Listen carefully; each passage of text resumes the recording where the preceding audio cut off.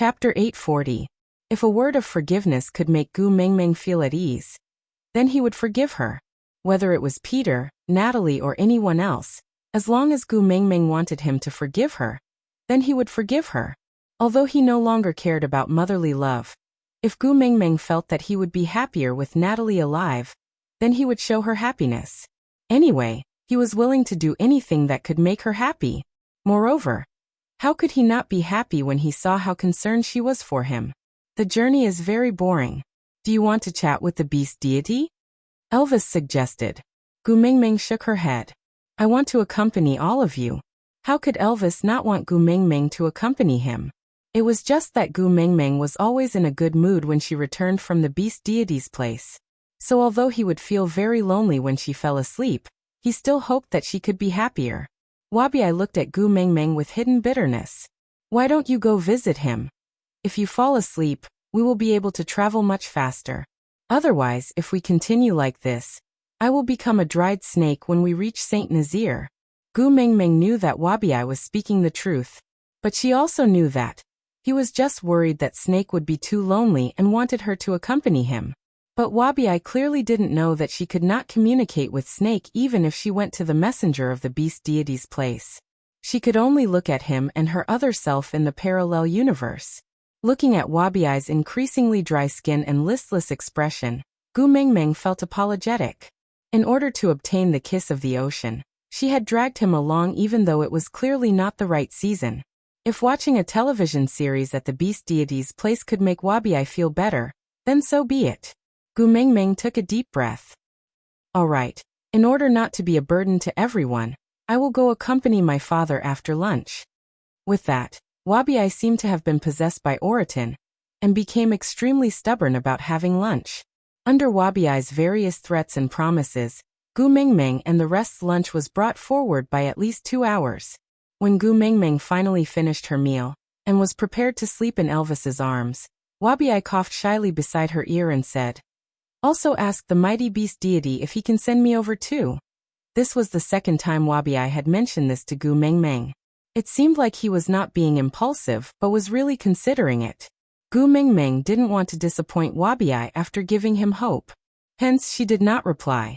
She patted him on the shoulder without a word. Then, she closed her eyes in Elvis's arms.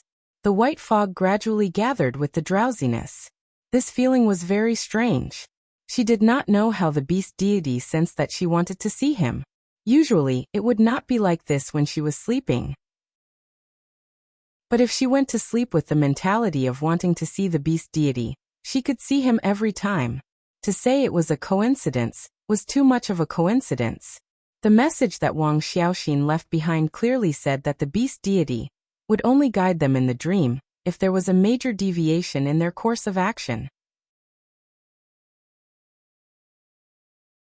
Chapter 841. Gu Mengmeng smiled sweetly. Father, I am here to ask you something on behalf of my friend. The beast deity didn't answer Gu Mengmeng's question. He just pulled her wrist and walked deeper into the white fog. Let me show you something first. Gu Mengmeng understood that the beast deity clearly didn't want to answer Wabi's question. Otherwise, he wouldn't have interrupted her so obviously. So Gu Mengmeng didn't continue asking and just let the beast deity change the topic. Look, the beast deity was like a child presenting a treasure. He gently parted the white fog to reveal a patch of grass about 2 square meters. It was a very small area, but it looked so precious in the fog. There was a 2-seater bench on the small grassy ground. It was made of wood, and looked like the kind of bench used in parks for people to rest on. However, it looked like it was made of exquisite materials, and had a strong natural scent. There were 2 cushions made of vines on the back of the bench. Even though it was just a small area, Gu Mengmeng could smell the refreshing fragrance of the grass and her entire mood brightened up. The beast deity looked at Gu Mengmeng's reaction and smiled in satisfaction. Your contributions to the beast world will be reflected here, and everything here will become your strength. Gu Mengmeng looked at the beast deity as if he was an idiot. She had no idea what he was talking about. The beast deity cleared his throat. I told you before. Every messenger of the beast deity transmigrated to the beast world with a specific mission. Wang Xiaoxin's mission is faith, while yours is hope. At first, I thought that the manifestation of hope would be a seed that would slowly grow into a towering tree with the accumulation of energy, but I didn't expect that it would be like this. Haha, my good daughter, you really surprised me. Yes, no matter how lush a tree is, how can it be compared to a grassland? If you want to talk about hope, it would be a boundless grassland filled with vitality. Gu Mingming held her forehead. She pointed at the patch of grass that was less than 2 square meters. So how did this thing come out? What did I do to get this thing? You brought hope to others, so you gained energy. The beast deity smiled amiably, looking as if he was saying, our children are so promising. Gu Mingming could not bear to look at that baffling sense of accomplishment and pride. A person who could only be called brother at most was looking at you like a father looking at his daughter. How King strange. Hope. Gu Mingming lowered her head and tried her best not to look at the beast deity's face that could never be put together. She thought quietly. The last time he was here, this thing didn't exist. Between the last time and this time, only 2 things had happened. The Mermaid Clan and the Giant Fish Clan had merged to form the New Bridges Clan. Natalie and Peter had reunited. The second matter could only be considered as a private matter. Gu Mingming had done countless of such private matters, including Sandy, Colin, Carter and Melinda. If matchmaking others could be considered as bringing hope and accumulating strength, then why would she still be the messenger of the beast deity? She could just be a matchmaker and open a marriage agency. So the so-called hope was referring to the merger of the 2 tribes in the sea. Chapter 842. The beast deity was the first to sit on the long bench. He placed his elbow on the armrest and supported his chin with his palm. He tilted his head and asked, Daughter, do you want to return to your original world? Gu Mingming's expression froze for a moment before relaxing again. What's so important about wanting to? I'm not crazy enough to use my own child to open the doors of time and space. The beast deity smiled thoughtfully. If I tell you that the doors of time and space will appear when the white fog disperses and your grassland of hope is filled with hope, what will you do? Gu Mingming frowned. Her heart tightened and she pressed her thin lips into a straight line. She looked at the beast deity with a guarded gaze. The beast deity already knew the answer from Gu Mingming's expression. He did not say anything and just patted the seat beside him. Come, sit down and watch the television. Gu Mingming sat docilely beside the beast deity.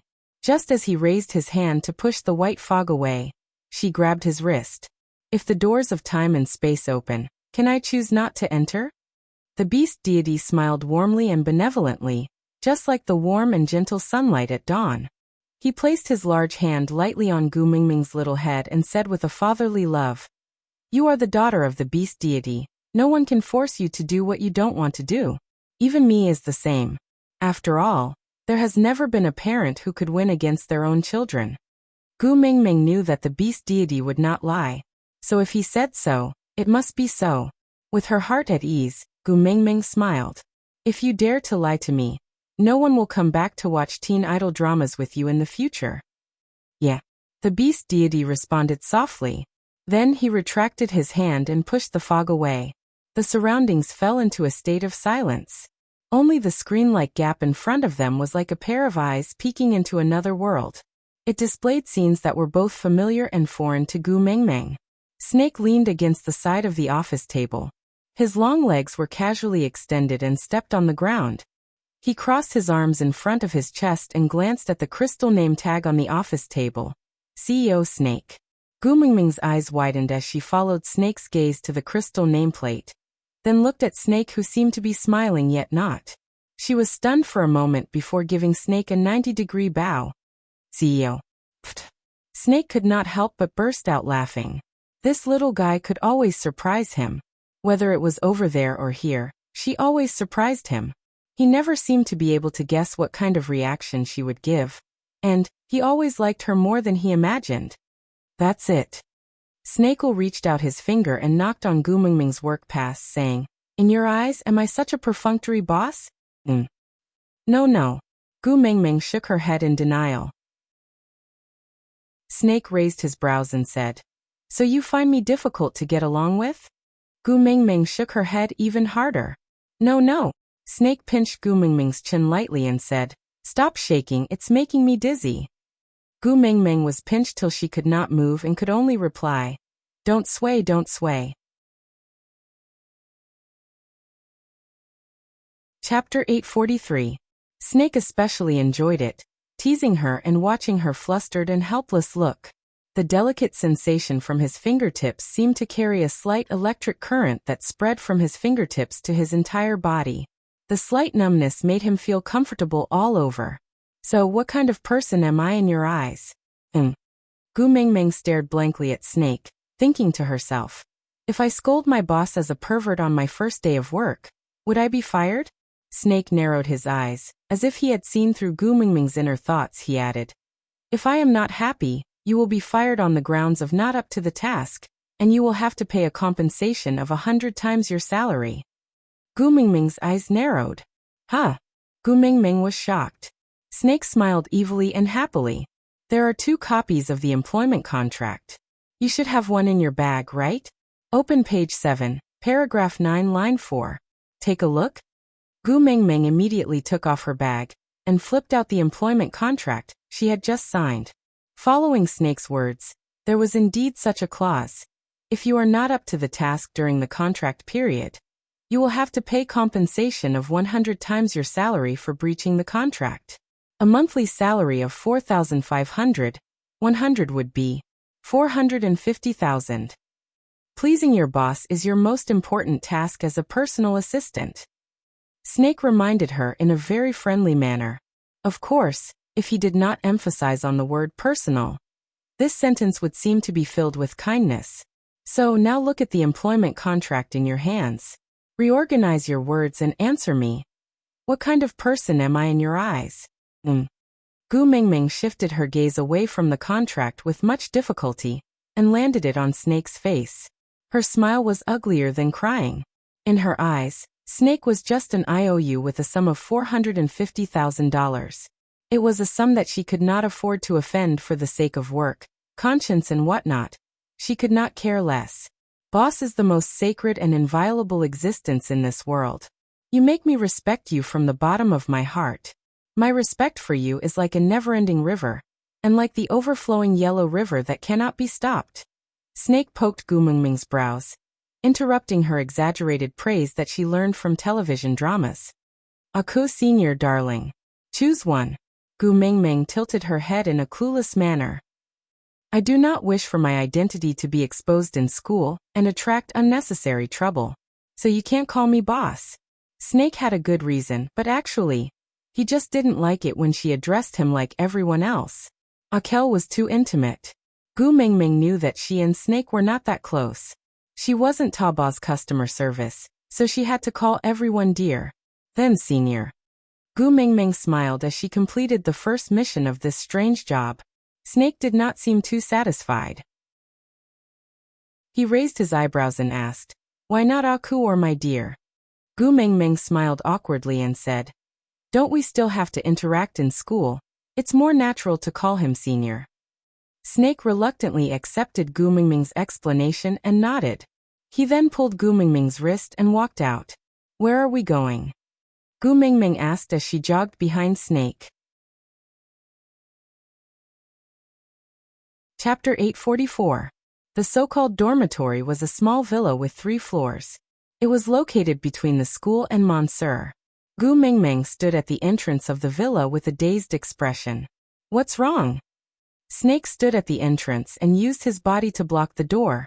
With one hand in his pocket, he turned back to look at Gu Mingming, who was not coming in. Gu Mingming snapped out of her trance and said, I have worked many jobs and stayed in many employee dormitories, but none of them looked like this.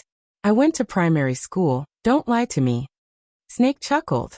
Of course he knew which jobs she had worked and which employee dormitories she had stayed in. He even knew when her roommate, 7th Auntie's cat, had been sterilized. So, Snake asked softly. Gu Mingming shook her head and took a step back. This is definitely not the employee dormitory. I'm not going in. Gu Mingming's guarded look made Snake frown. He did not like her distant look. His Tuming was most suited for a heartless smile. This is your dormitory. You can only stay here. Snake's voice was slightly cold. Gu Mingming asked, there are other employees staying here? Snake took a deep breath and nodded. Gu Mingming was skeptical. She knew that Monsieur was a multinational company and had always treated its employees well.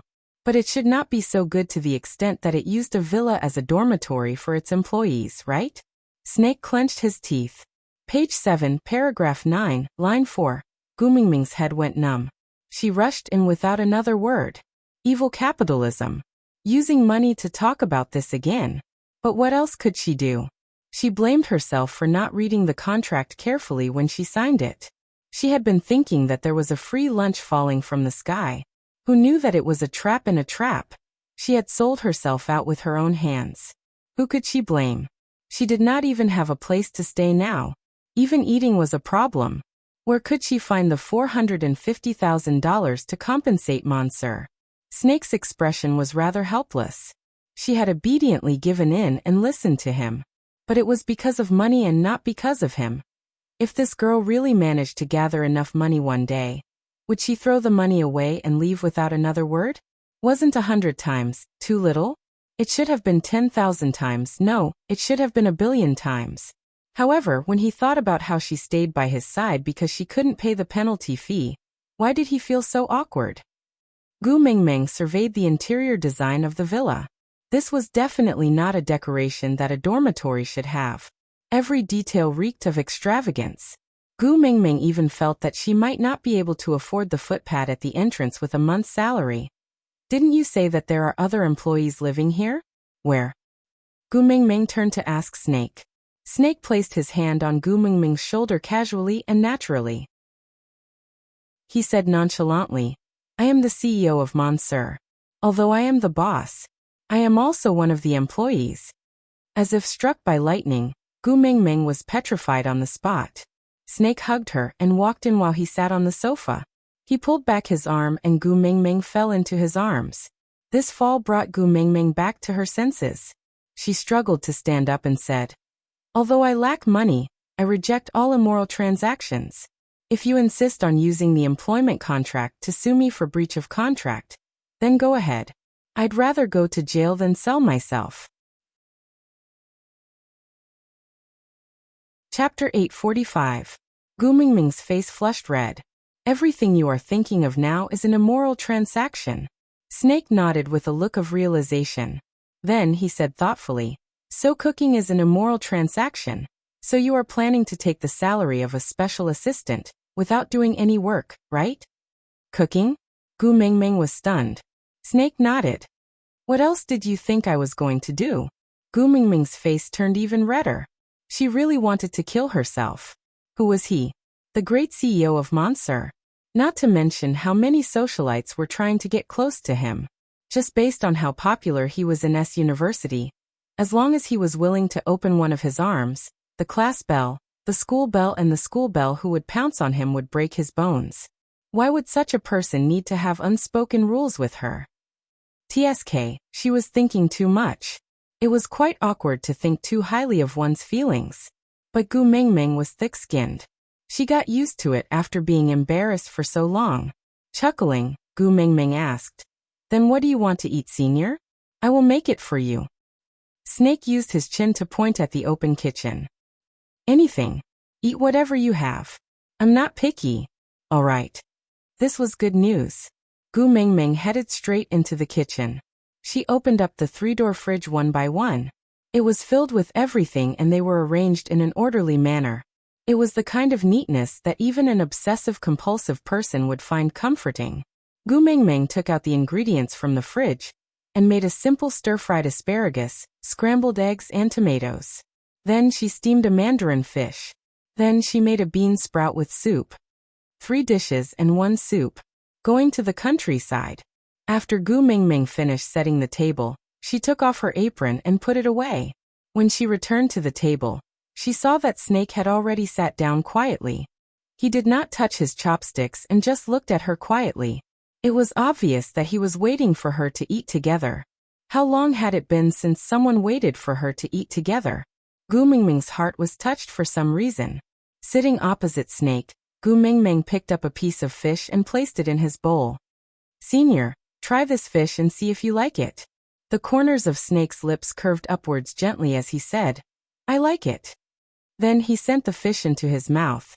Gu Mingming clicked her tongue and said, You're just being perfunctory. You like it even before eating? Snake fixed his gaze on Gu Mingming and said gently, I like everything you give me. Gu Mingming choked on her rice and coughed violently. Her face flushed red, not knowing if it was because of her coughing or because she was shy. She waved her hands and said, Let's eat, let's not talk while eating. Snake didn't say anything more, and just started eating quietly. Not a single piece of leftover food was left. Gu Mingming was washing the dishes in the kitchen while Snake stood at the door and watched. A warmth and happiness that he had never felt before spread from his eyes. Tumeng, so this is how it feels to have you in my life. Even though it's only the first day, I seem to be addicted. Gu Mingming finished washing the dishes and wiped her hands dry.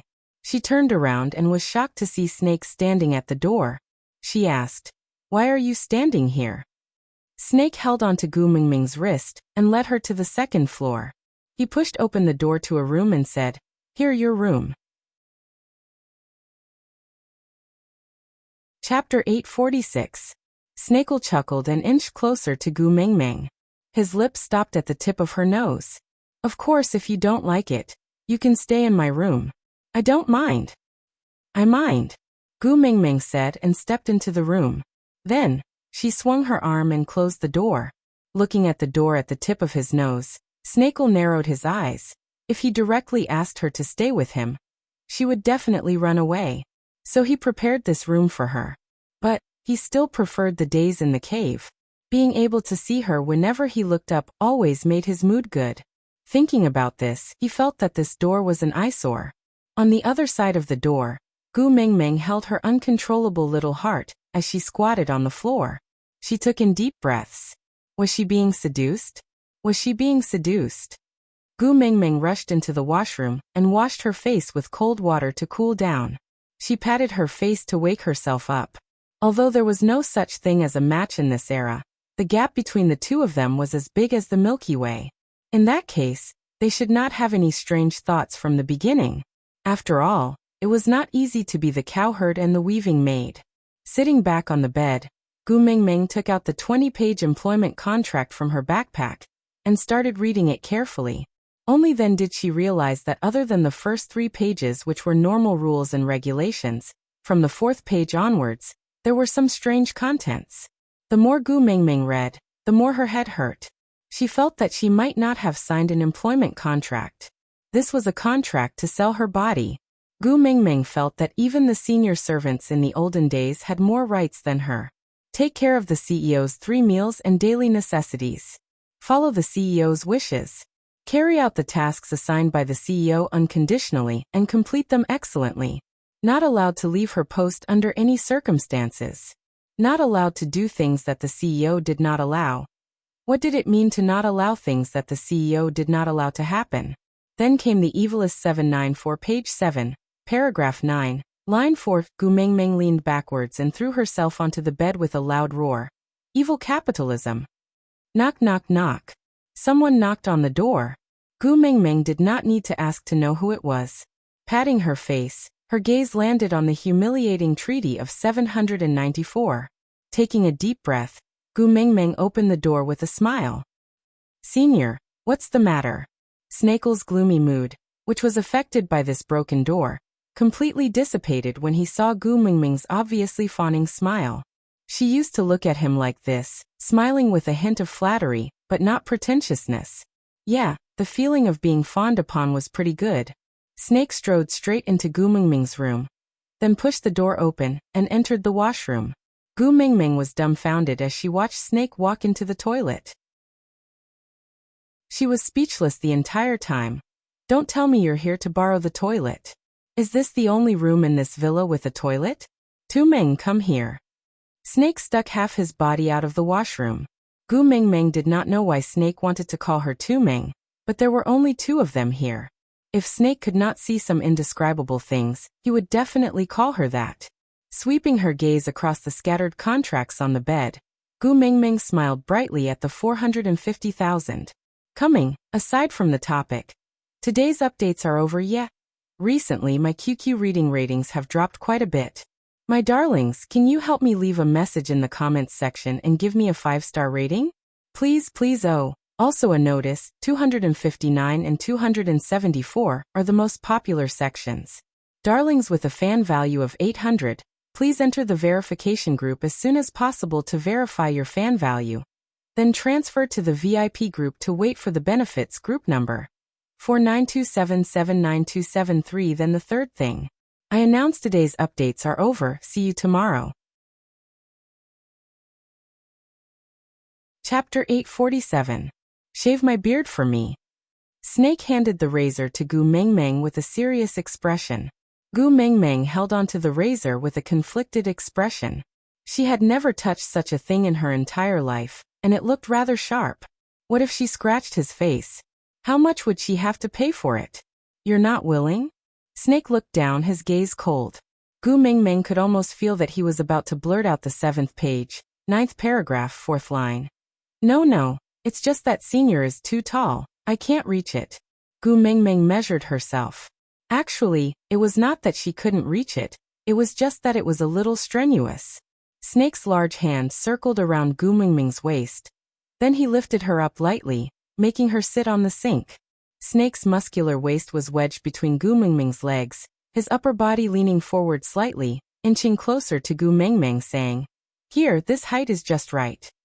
Gu Mingming instinctively pushed Snake, saying, Don't, senior, don't come so close to me." Snake chuckled, as if he didn't understand Gu Mingming's shyness, saying, "If I don't come close, how are you going to shave?" Gu Mingming's face was so red that her breathing became uneven. She said softly, "That senior, I really don't know how to use a razor. How about I teach you?" As Snake said, his large hand covered Gu Mingming's small hand, holding the razor and moving it around his face. The white bubbles faded away in a rhythmic pattern, revealing a devilishly bewitching face, right in front of Gu Mingming without any concealment.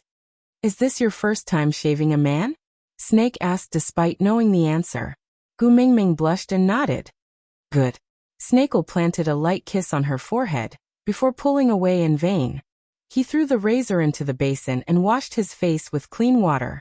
Then he pulled Gu Mingming's little hand over and poured the toner onto it. Then he looked up at Gu Mingming with squinted eyes. Gu Mingming's blush deepened. She knew he was asking her to apply toner for him, but why did he look like he was asking for a kiss? Clearing her throat, Gu Mingming instinctively pulled her body backwards. Then she clapped her hands lightly to evenly distribute the toner before applying it on his face. Her movements were gentle and slow. She could feel the warmth of his skin from her palms every time she rubbed it on his face. Gu Mingming felt that if she opened her mouth, her heart would jump out from her throat.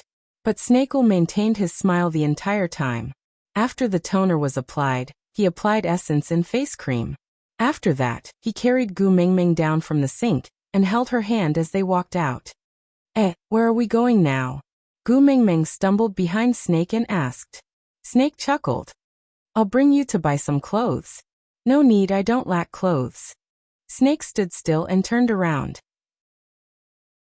He gently lifted Gu Mingming's chin and looked down at her, saying, "You lack the clothes I bought for you." Gu Mingming was stunned. Gu Mingming pressed the hand that was not being held onto her chest out of reflex. Damn it. My young girl's heart. Gu Mingming's small actions pleased Snake. He loved every moment when her heart moved for him. Chapter 848. The white fog gradually returned, and the empty space that was the size of a home theater was once again covered. Gu Mingming stood up from the long bench and stretched lazily. She turned to look at the beast deity and said, "Booking the whole place to go shopping. TSK, Snake is really inhumane." The beast deity chuckled and said, "Because he also has your memories in his mind. He knows that you especially like to read those novels with domineering characters, so he recorded down every plot you liked and used the past 18 years to set them up one by one, waiting for you to realize all your dreams one by one after meeting you." Novels with domineering characters. Ha, I don't even remember it myself. Gu Mengmeng lowered her head and chuckled. She was indeed a fan of novels in the past, and often read all kinds of domineering novels during her free time. But after transmigrating to the beast world, she seemed to have never thought about the content and plot of those novels again. But Snake, who had merged with her memories, remembered every piece of information in her mind that even she herself had forgotten. To him, every second that he waited for her was a long torment. He had to do something related to her to calm his crazy thoughts. Otherwise, there was a high possibility that he would rush into some hospital and kidnap some newborn baby girl. But in that case he would only get a fake that looked exactly like Gu Mengmeng. A Gu Mengmeng without those memories was not the complete Gu Mengmeng. Gu Mengmeng did not continue asking about Snake, nor did she mention that Wabiai wanted to send him to fight with Snake. She just rolled her eyes and asked another question. Stray beasts, do they still have a chance to mate? Wabiai's expression changed. The beast deity also stood up and stood beside Gu Mengmeng, asking, Are you referring to Elvis's parents? Gu Mengmeng nodded and did not deny it. The beast deity's gaze carried a hint of probing as he asked, You already know what they did to Elvis, but aren't you angry? You still want to help them? Gu Mengmeng shook her head and said, It's not that I'm not angry, it's just that compared to being angry, my heart aches more for my man. Killing one's parents may not be a strange thing in the beast world, but in our world, it's too depraved. I don't want my man to bear such a nightmare. Moreover, Gu Mengmeng lowered her head and chuckled. Lee's parents are already dead, my parents don't mention them. If possible, I want to give Elvis a complete family. This is selfish, and also true. The beast deity remained silent for a moment before smiling. He rubbed Gu Mengmeng's little head and said, Do you know? You're so different from Wang Xiaoxin. Gu Mengmeng had inherited Snake's memories from his father, so she had a certain level of understanding of Wang Xiaoxin's way of doing things. She was a stickler for iron-fisted policies, and she was very clear about rewards and punishments. He strongly advocated, a tooth for a tooth, an eye for an eye. Repaying evil with good, how to repay good. Gu Mengmeng could not say that Wang Xiaoxin's way of doing things was wrong, but everyone had their own way of living and their own obsession. Wang Xiaoxin desperately wanted to go back, but perhaps her obsession was with family.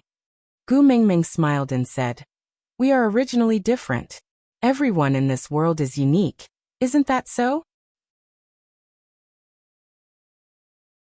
Chapter 849. The beast deity leaned close to Gu Mengmeng's ear and whispered the method to her.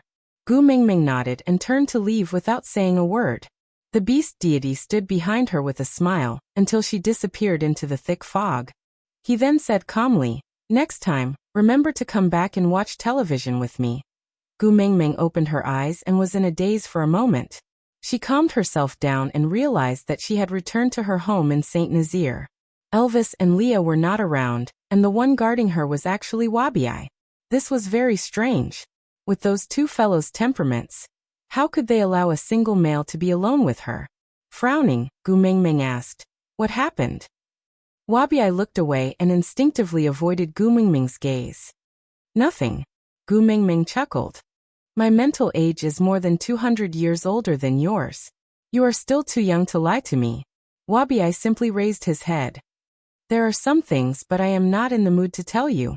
Wait for your male to come back and ask him yourself. Gu Mengmeng was suddenly choked speechless. That's right, Wabiai took good care of her. But she also knew that it was all because of Snake. Could the two of them even be considered friends? Wabiai was neither Elvis nor Leah. He was not even anyone in the Saint Nazaire tribe. He indeed had no obligation to obey her.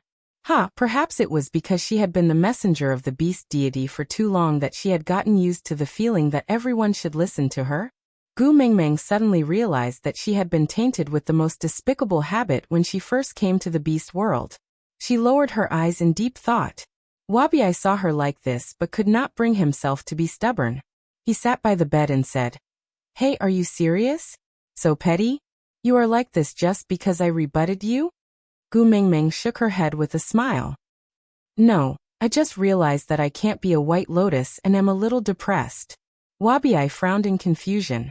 Gu Mengmeng said, A white lotus that emerges from the mud without being tainted is one. But I rolled in the mud and am now covered in mud. Forget it, since I can't be a white lotus, I will pretend to be a lotus root. What nonsense are you talking about? Wabi snorted disdainfully, then shook his head in slight disdain. He did not continue the topic and only pretended to be nonchalant as he asked. Did you ask about sending me to see Snake? Gu Mingming thought about it. She did ask, but the beast deity refused to answer. If she couldn't do it, the beast deity would probably tell her that she couldn't. Therefore, he should be able to do it, but he needed some sort of opportunity. Since the time wasn't right, he couldn't reveal it, right? Gu Mingming took a deep breath and looked at Wabi's face. She nodded seriously. I did, but when will you send me to see him? Wabi's eyes lit up. All the lethargy from the past few days had been swept away, and he was filled with excitement, as though he had been injected with chicken blood. This made his earlier nonchalance look rather comical, but Gu Mingming had no intention of making fun of him. After all, how deep and urgent was her yearning for someone she had been with for more than 800 years? Shaking his head, he said, I can't reveal the secrets of the heavens, but there are always fortuitous encounters.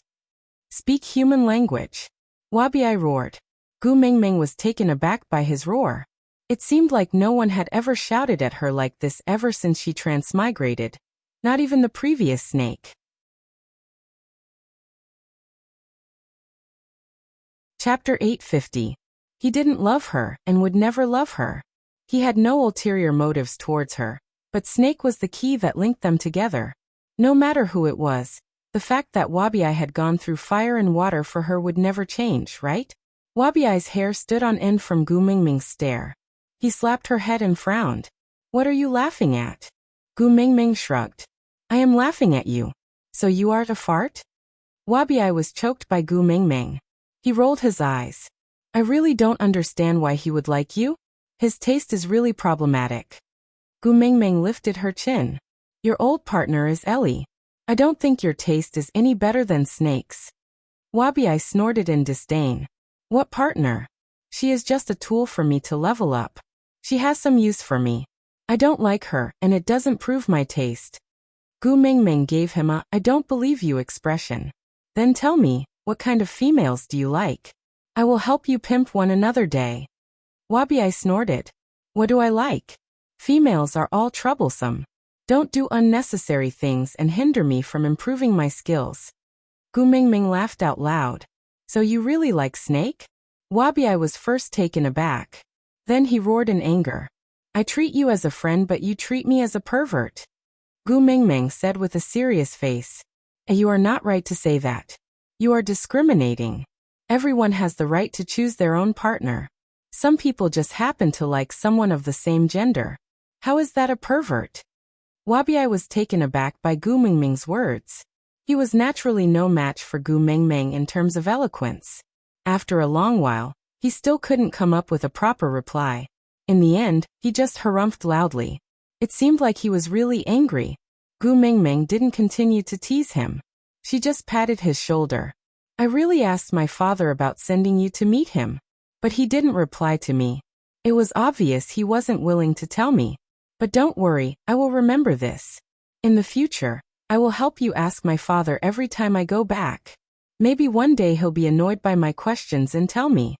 Only then did Wabi's expression lighten. He cleared his throat and said, If you annoy him, will there be trouble? Gu Mingming shrugged. Who knows? I don't know him that well, but I've never seen him lose his temper before. But at least he won't kill me. After all, he still wants me to watch TV with him.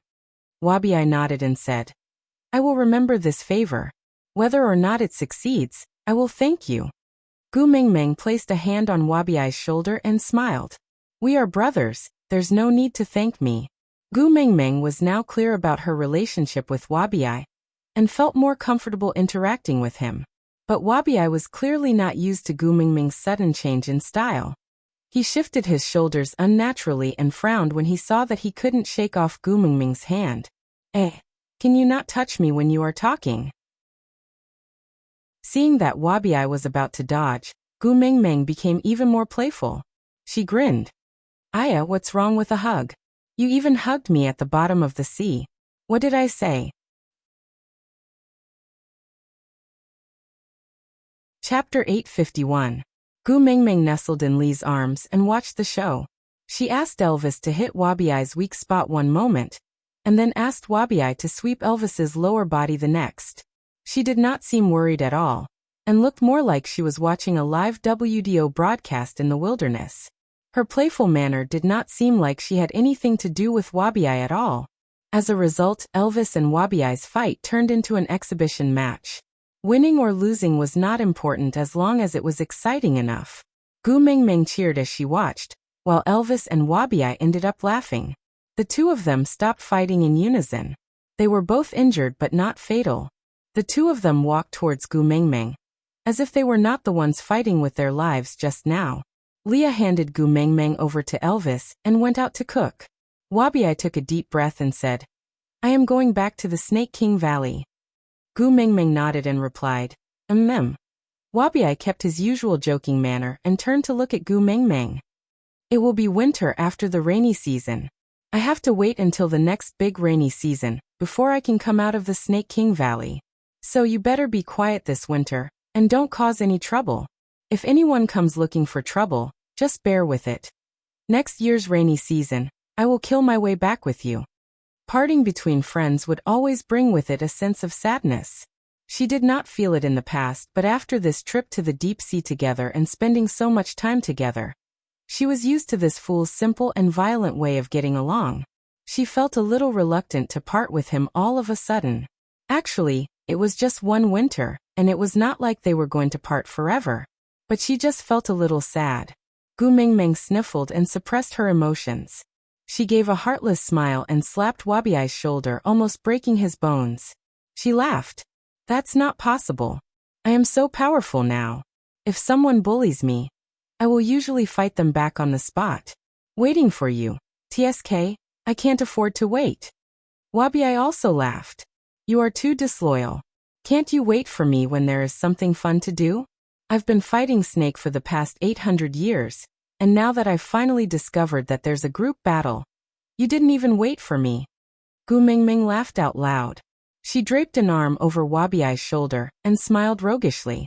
It's fine. If you are bored during the rainy season next year, I will let Elvis fight with you. If that doesn't work, I am still around. I promise I will slap you so hard that even your mother won't be able to recognize you. Wabiai was incensed.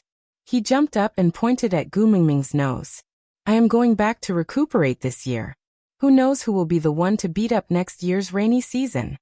Gu Mingming raised her eyebrows and said, All right, then you better fatten up well so that I won't have a bad feel next year. Wabiai stiffened his neck. You too. With that, Wabiai walked out of the cave without turning back, disappearing from Gu Mingming's line of sight. Gu Mingming thought that she would shed a tear or two to act pretentious, but she did not. Perhaps Snake's memory had an effect on her emotions? This was the first time Gu Mingming felt the separation between men. So this was how it felt. Feeling but not hurt. If there was wine, she should toast him. Chapter 852. Elvis sat behind Gu Mingming and gently hugged her in his arms. He kissed her hair and said with a hoarse voice due to fatigue, When we were at the Stray Beasts base camp, Cole led the stray beasts to ambush Saint Nazir. Gu Mingming nodded. What? Gu Mingming immediately sat up straight and turned to look at Elvis, asking, What about the casualties? Elvis shook his head and hugged Gu Mingming back into his arms, saying, They did not linger to fight and their goal was not to kill, so they only clashed with a few tribesmen they met by accident. But strangely, they did not kill them and just ran away after beating them to the ground. So no tribesmen died and Leah has already taken care of the few injured. They will recover in a few days. Ran away after beating them? This was not the usual style of the stray beasts. Didn't they all fight to the death? If the sneak attack was not to kill, then it was to steal? But what was there in the tribe that was worth stealing? Gu Mingming frowned and her entire body tensed up instinctively. People, they came to steal people. Gu Mingming clenched her fists and said in a voice that was trembling with anger, Who is missing from the tribe? Elvis sighed. He really wished that Gu Mengmeng could be a little slower, but she was so sharp now. So sharp that it made one's heart ache. Hudda, his brothers and Sandy's entire family have all disappeared. Elvis's voice was filled with helplessness. If it was possible, he did not want to tell Gu Mengmeng these things. But he had promised not to hide it from her in the future. Gu Mengmeng's body went limp and she leaned her head against Elvis's chest. She gritted her teeth and said, "As expected. Looks like Cole is forcing me to go to Sauter no matter what. Ian has already flown to Sauter to scout out the situation. Let's wait for him to come back, alright?" Elvis did not want Gu Mengmeng to act rashly, especially when the other party had obviously dug a trap for her to jump into. Gu Mengmeng nodded and did not move from Elvis's arms. She said weakly, "I know you and Leah must have been thinking of countermeasures these 2 days, right? I will not act rashly anymore. If I act on impulse, it will only make the situation worse." "Yes." Elvis then heaved a sigh of relief. He was really worried that Gu Mengmeng would charge towards Cole and risk her life for the sake of those wolf pups. Elvis was relieved to hear her thinking this way, but on the other hand, he felt his heart ache.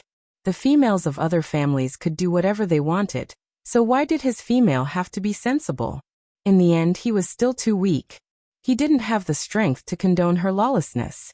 He had clearly said that he would give her the best in the world, but in the end he still forced her to grow up and become sensible. Sorry. Filled with guilt, Elvis hugged Gu Mengmeng even tighter. He whispered into Gu Mengmeng's ears, "Leah and I will definitely settle this well. Don't worry, leave it to us." Gu Mengmeng's heart was filled with guilt. Gu Mengmeng nodded. "Yeah, I know. I believe in you." Chapter 853. For the next 3 days, Gu Mengmeng behaved very calmly. She knew that Leah and Elvis were extremely busy, making all the necessary preparations. There was not much time left until the rainy season. With last year's experience, the people in the tribe had already started to stock up on food for the winter. The 16 valued females had just joined the family this year, so the old members of Saint Nazir taught them how to stock up on food and how to identify the vegetables that could be stored. The tribe was in full swing, and as the witch doctor, Leah was naturally the first to bear the brunt of it. Meanwhile, Elvis was responsible for staying at home to take care of Gu Mengmeng. These 3 days, she did not sleep well. Every night, she would frown and talk in her sleep, but it was a pity that she was calling out the names of other males. For example, Hudda, Chixian, etc. She was very quiet, so quiet that it made one's heart ache. Elvis knew very well that this silence was due to her forceful suppression of her uneasiness. She did not want to add to their troubles, so she endured the torment alone. They could not bring Gu Mengmeng over when they were defenseless against Sauter, so they had to wait for Ian to bring news back from Sauter before they could adjust their plans and bring Gu Mengmeng over. But before that, what should he do to make Gu Mengmeng feel better? Early in the morning, Gu Mengmeng was still lying on the bed in a daze when she heard Elvis and Leah whispering something. Her eyelids were too heavy, so Gu Mengmeng did not open her eyes. She just tilted her ears and listened carefully. "Are you sure it's like this?" Leah was puzzled. Elvis's voice was not loud, but he said with certainty, "Yeah, I've seen it before, it's like this." Lee's voice was a little hesitant. "It looks weird." Elvis was silent for a moment, then said, "Maybe we don't understand?" Gu Mengmeng listened for a long time, but still did not know what they were talking about. Her mind was already clear, so she could not fall asleep. Gu Mengmeng propped herself up and rubbed her eyes, looking at Elvis and Leah. Gu Mengmeng. After 3 seconds of silence, Gu Mengmeng suddenly burst out into earth-shattering laughter. Ha ha ha ha ha. Elvis and Leah looked at each other, the atmosphere rather awkward. They did this to make her happier, but she was clearly laughing, but why did they feel that something was off? Gu Mengmeng looked at her bikini top half on Leah and the bottom half on Elvis. Her face was flushed from all the laughter. She could not breathe properly, sprawled on the bed and banged on the bed. Lee's chest was much wider than a woman's, so even though the bikini on his upper body was similar to Gu Mengmeng's, it did not cover any part of his body. Instead, he wore a pair of sexy little spectacles in between the 2 points, looking extremely comical and indescribable. Elvis was even more exaggerated. The lower half of the bikini was a thong, which could barely cover a girl's private parts. With Elvis's size, how could he possibly cover it? Therefore, the small underwear looked like a pornographic version of the SM binding method of sumo wrestling. It was full of a sense of incongruity. On the other hand, some of Elvis's masculine characteristics were in a state of complete freedom. Ha goo goo. Gu mengmans goo goo. Goo goo, gulong, goo goo goo goo. Goo goo goo goo s. Looks like you really like swimwear. Digression. Chapter 854. Leah pinched the bridge of his nose and placed one hand on Elvis's shoulder, saying, "It doesn't look like she likes it no matter how I look at it. Let's change out of these clothes first, or else she will really suffocate from laughing." Elvis nodded and placed Gu Mengmeng, who was laughing so hard that it was vibrating, beside the bed. Then he and Leah went to the side to take off the bikini and change back into their own beastskin dress. When they returned, Gu Mengmeng was still laughing. Forgive her. She really could not control her prehistoric energy anymore. For the entire afternoon, the sky above St. Nazaire was filled with strange and explosive laughter. Elvis and Leah held their foreheads helplessly, but they could not do anything about Gu Mengmeng's way of laughing. They could not go up to comfort her, because Gu Mengmeng would laugh even harder every time she saw their faces. Until she laughed until she lost all her energy. Gu Mengmeng leaned against the bed weakly and twitched, barely stopping her laughter. Elvis's heart ached for her, laughing so hard that she could not stop. He wanted to make her happier, but he was especially uncertain now. Did he succeed? He hugged Gu Mengmeng in his arms and stroked her back gently, saying, "I saw that you have been feeling uneasy these few days, so I wanted to make you happy. I remember you said previously that you admired that swimsuit Prince Charming, saying that you would forget all your troubles when you see him, and admire the way he focuses and works hard on his target." Kissing Gu Mengmeng's brows, Elvis's blue eyes were filled with deep affection. With a self-deprecating smile he chuckled. "Can't I do it if it's not him? Xiao Meng, I suddenly feel jealous." Ha! To be honest, Gu Mengmeng's heart was extremely sensitive after being pinched by Elvis like this. She did not believe that Elvis did not know how comical, funny, and embarrassing he looked in that swimsuit. But in order to please her, he swallowed all the shame and wore the strange clothes. Did she trample on his feelings when she laughed like that just now? Was he hurt? Gu Mengmeng hugged Elvis back gently and rubbed her little face against his chest. She wanted to explain, but she heard Elvis's low and hoarse voice coming from above her head. "There's a male in your heart that I have never seen before and can't imagine. Even though I know that both of you are separated by a world, and he can't snatch you away from me. But I still panicked. Xiao Meng, tell me, what can I do to surpass him and become the person you admire the most in your heart?" Gu Mengmeng looked up and kissed Elvis's chin. She smiled gently and said, "I have not admired him for a long time. From the moment you stretched out your hand towards me in the lake, you became my Prince Charming. But you were smiling like that just now."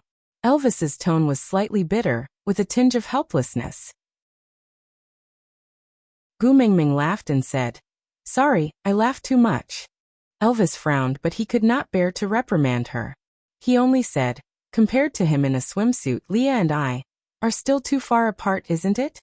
Gu Mengmeng shook her head and said, "I laughed because you guys were wearing female swimsuits, not because you guys are worse than him." Elvis raised his brows and his eyes shone.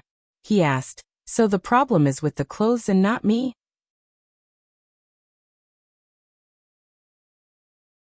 Chapter 855. Elvis's gaze deepened, and the corners of his lips curled up slightly. "So should I use another method to please you? For example, using your favorite body?" Puffed. Gu Mengmeng felt a warmth in her nose, and she covered her nose that was about to spurt blood. She lost her balance, and when she turned around, Elvis was already half lying on his back, leaning against the wall at a 45-degree angle. Gu Mengmeng's waist was restrained by him, and she was sprawled on his chest like a cat. Looking up, she met his lazy and wanton chuckle. His faint blue eyes were filled with overwhelming passion, and Gu Mengmeng's mind was in a mess. Before she could think, Elvis kissed her deeply on the lips. His nimble tongue engulfed every bit of sweetness in her mouth. It was so domineering and lingering that she could not resist. On certain matters, Gu Mingming could not withstand his teasing. Moreover, Elvis seemed to be getting more mature and steady day by day. His entire body exuded the unique hormones of a male. He was different from Leah. He never acted coquettishly in front of her, but gave her the broadest and most solid chest. It was undeniable that no matter how strong Gu Mingming was now, the most reliable person in her heart was Elvis. Even if he was not as strong as Snake, even if he was not as good at pleasing her as Leah, he was still the most solid support in her heart. As long as he was around, she would be at ease, so, if it was Elvis, no matter when, she would always be at ease, giving herself to him. A round of pleasure, to her heart's content. When Gu Mingming could not even beg for mercy and fainted, Elvis reluctantly let her off. When Gu Mingming woke up again, it was already 2 days later. Using Snake's Beast King powers to recover after pleasure. Gu Mingming really felt that no one else would do that. But if not for her Beast King level powers, she would have become a paralyzed patient by Elvis. Gritting her teeth, Gu Mingming looked at Elvis angrily and said, "You've really learned bad things." But Elvis enjoyed Gu Mingming's wild gaze that was like an angry cat. He lightly licked his lips and said, "All thanks to Xiao Meng for your good guidance. If it wasn't for your request, I really wouldn't have thought that there was such a thing as bullying. Next time let's change it to love. Okay? If it's too rough, your body won't be able to take it, and you'll faint halfway. It's quite distressing. Get lost." Gu Mingming's face was extremely red as she casually grabbed a piece of beast skin and threw it at Elvis. Elvis caught the beast skin and covered Gu Mingming with a hood. He whispered into her ear, "Now? You've recovered? Where do you want to roll?" Gu Mingming withered in an instant. Damn, although it did not hurt anymore. She did not have any energy left in her body. The legend of the hungry wolf was really not a joke. Unable to provoke him, Gu Mingming could only lower her head and plead softly, "Hubby, I'm still tired, don't torture me, let me rest." Elvis's lips curled into a playful smile as he scooped Gu Mingming into his arms. He kissed her brows and said, "Yeah, I always listened to Xiao Meng." Gu Mingming blushed and did not say a word. Elvis placed his chin lightly on the top of Gu Mingming's head, his gaze deep. If there was a way to let her live a relaxed and happy life without any worries, how good would that be? Heaving a sigh of relief, Elvis finally opened his mouth and said, "Let's set off to solder after lunch." Aside from the topic, a joyous hearty.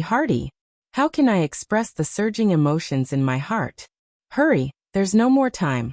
Hurry up and board the train. Look at the car plate. 4927792773. After boarding the train, look for the administrator to check the tickets.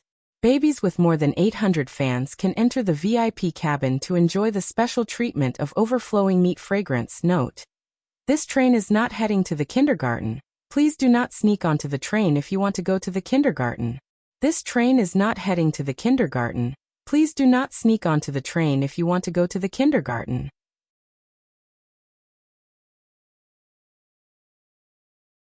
Chapter 856. Yeah. Gu Mingming didn't raise any questions and just responded with a single word. If nothing had happened at solder, Ian should have brought Sandy, her family and the 3 little ones back. In that case, Elvis would tell her directly and she wouldn't have to go to solder anymore. If the situation at solder was dire and something bad happened to Sandy and the 3 little ones, then she wouldn't have to go to solder anymore. So, Ian should have returned and the news he brought back was neither good nor bad. Sandy and the 3 little ones were safe but probably not free. Cole's motive was to force her to go to solder, so he would naturally know when to stop. But she really didn't understand why Cole wanted her to go to solder. Just to catch up? Their relationship wasn't that good yet. During lunch, Oriton, whom she hadn't seen for a long time, appeared punctually with his hunted prey. Gu Mingming looked at his resentful eyes and couldn't help but want to put 2 more pieces of meat in his bowl to compensate for his psychological trauma. Her family had gone to the deep sea and were held up for a few days at the stray beast camp on their way back. After returning to St. Nazaire, They were held up for another 2 days as they accompanied their lonely father to watch television. After bidding farewell to Wabi, they slept for another 2 days with Elvis. Adding up all the time, Orton looked like a raging tiger that had been trapped in a cage for a long time. The rage of a trapped beast and his obsession for food made him exude a strange and pitiful aura. Strangely, Gu Mengmeng felt as if she had left her dog alone at home for half a month on a family vacation. It was a feeling of guilt for abandoning a small animal.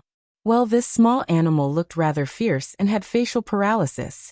After the meal, Gu Mengmeng looked at Oraton, who was carrying a pot to wash. She stretched out her hand and said, "That?" Oraton stood still and turned to look at Gu Mengmeng. "I'm going too." Gu Mengmeng was taken aback. Oraton was extremely determined. "Aren't we going to solder?" "I'm going too." Gu Mengmeng pursed her lips and said awkwardly, "If you leave too, Saint Nazir's fighting power will be too weak. If we encounter any danger, there won't even be someone to hold the fort." Oraton placed the pot down and turned back to face Gu Mengmeng. He knelt down on one knee and looked straight into Gu Mengmeng's eyes. He said in an extremely serious tone, "I am the guardian of the messenger. It is my duty to ensure your safety at all times. Also, I don't want to eat raw meat anymore. It's hard to swallow." The second half of the sentence was the main point. Elvis wrapped his arms around her waist and pulled her into his embrace. He bit her tiny earlobe and said in a low voice, "Bring him along. I see that Kanwu looks up to him a lot. With him around, those little ones will be much more obedient." Gu Mengmeng's eyes lit up. Gu Mengmeng had a headache thinking about the interactions between Elvis and Kanwu. Then he looked at Oraton, who looked like he did not want to be separated from the delicacies, and that Li's cooking was the love of his life. He nodded helplessly and said, "All right then, we can only let Ian stay behind to look after the house." After the group had settled everything, Gu Mengmeng looked at the cave and could not help but feel emotional. This was her first home after coming to the beast world. But why did it seem like the time she could stay at home was getting lesser and lesser? Along the way, Gu Mengmeng could not help but smile when she saw her tribesmen preparing food for the winter. At least this winter, there would no longer be any females who would eat their partners due to a lack of food. This was a good thing. Aside from the topic, there's new news about the explosive updates. The advertisement has already been approved. The editor wants me to save the chapters now and push it after I save up to 200,000. Well, there are only 140,000 chapters saved now. Susu will try her best. But babies, it's really difficult to save chapters while maintaining a daily rate of 9,000 chapters. Please give me a little more time and loving encouragement, alright?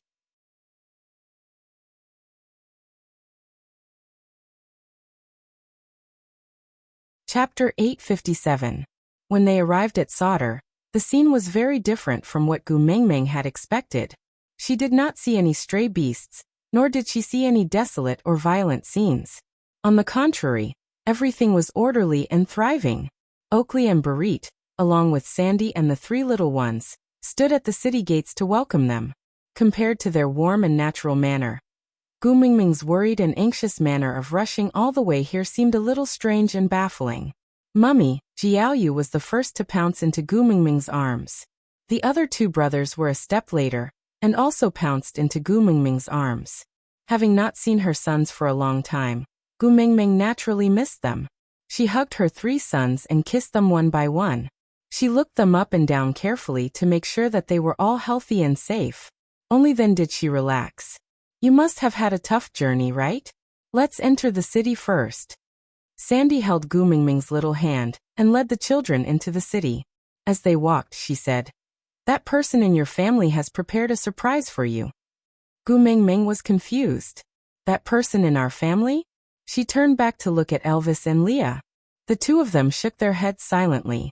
Their eyes were filled with a trace of melancholy as they instinctively rubbed the little wolf cubs' heads. Gu Mengmeng instantly understood that they were referring to Cole. Frowning, Gu Mengmeng did not reply. Why was Cole in their family? This was too strange. Sandy was not someone who would joke about such things. She was so afraid of Leah and Elvis that she would definitely not dare to touch this topic in front of them. Moreover, she knew how much Gu Mingming hated Cole because of Qi Xian. She would never joke about such things. But looking at her, it was too natural, as if she was speaking the truth. She swallowed the questions that were at the tip of her tongue. Perhaps this was not a good time. And something must have happened to Sandy. It would be a waste of time to ask now. Sandy sent Gu Mingming to the gates of the stone castle. Then she patted Gu Mingming's shoulder and said, "Here, I will send you here. Remember to tell me tomorrow what kind of surprise he has prepared for you. I am very curious." Gu Mingming smiled faintly and said, "All right." Sandy lowered her head and looked at the three little ones. "Mommy definitely won't have time to take care of you tonight. Go home with mother-in-law." The three little ones pouted, but still nodded and followed Sandy obediently. Oakley bowed to Gu Mingming and said, "There are many things to do in the city. I will take my leave first." This subordinate, the Oakley who would tell her that he liked her with a blushing face, and who would force himself to accompany her to pick honey even though he was scared to death, would not be able to go back, right? Ever since her identity as the messenger of the beast deity was exposed, he had been very distant from her. After inheriting Snake's powers, she seemed to have completely lost this friend. "It's been hard on you, go ahead." Gu Mingming had no choice but to go along with everyone's changes. If she wasn't herself anymore, then what right did she have to ask everyone to treat her the way she used to be? After all, there would still be burdens. After Oakley left, Barit looked at Gu Mingming and remained silent for a long time before saying slowly, "Be careful, don't be rash."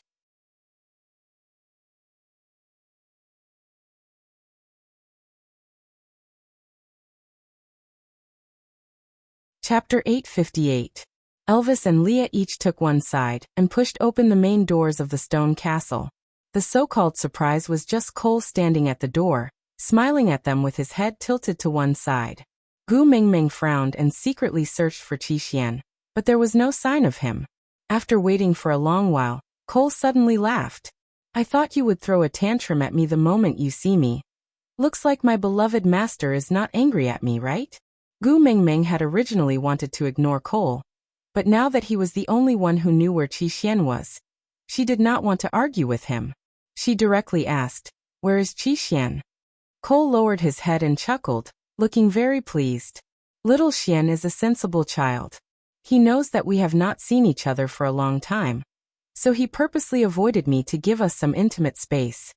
Gu Mingming walked around Cole and directly sat on the stone chair placed in the hall facing the door.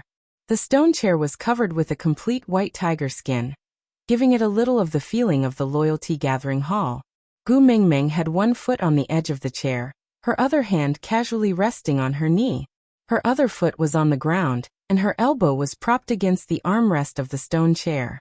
She supported her temple with the back of her hand, giving off the domineering aura of a female bandit.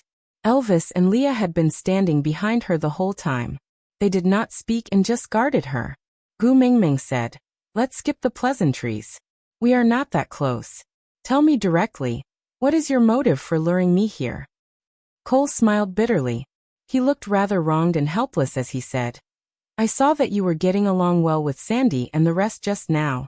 I thought that you had already adjusted your emotions on the way here, and were no longer angry at me." Gu Mingming laughed coldly. "I know how to adjust my emotions and adapt to the situation, but this does not stop me from holding a grudge." Cole spread his hands, looking as if he could not do anything to Gu Mingming. He said in a doting tone, "Can't you think of me in a positive light? Or maybe, I just want you to have a more comfortable winter." Gu Mingming clicked her tongue impatiently. She then retracted her gaze from Cole's face. "The one who makes me the most uncomfortable here is you. So, keep that disgusting face of yours. I am afraid I will not be able to control myself and slap you to death." Cole did not get angry and just maintained his usual elegant smile. Back then, Gu Mingming only felt that he was polite and gentlemanly, but now, she felt that he was disgustingly hypocritical. Cole did not avoid Gu Mingming's disgusted gaze at all. He smiled vaguely and said, "You said you hate me, but you still followed in my footsteps, didn't you?" Gu Mingming didn't answer Cole's question and just asked, "Where's Qi Xian?" I want to see Qixian. Cole took a step forward and said, I told you little Xian hid on purpose to give us some intimate space. So, as long as you don't let down little Xian's good intentions, little Xian will naturally come out after we spend a warm and sweet day together. After all, he misses you very much too. Gu Mingming pinched her fingers and said, So are you threatening me now? You want me to give myself to you for my son? Cole shook his head. My dear master, I am your most loyal servant. Why would I force you to do something you don't like? Of course, if you need it. Cole is very willing to pledge my loyalty to you. This body, please feel free to play with it.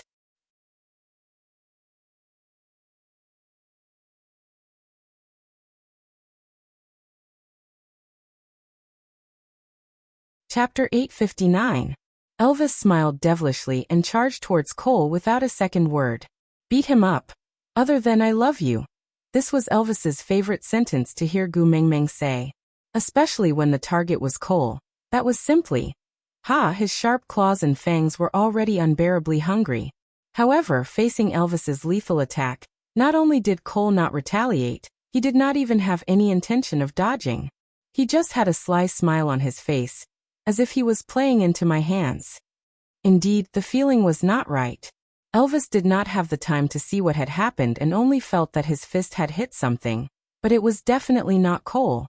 A black shadow flew out from Elvis's attack and landed in a corner with a thud.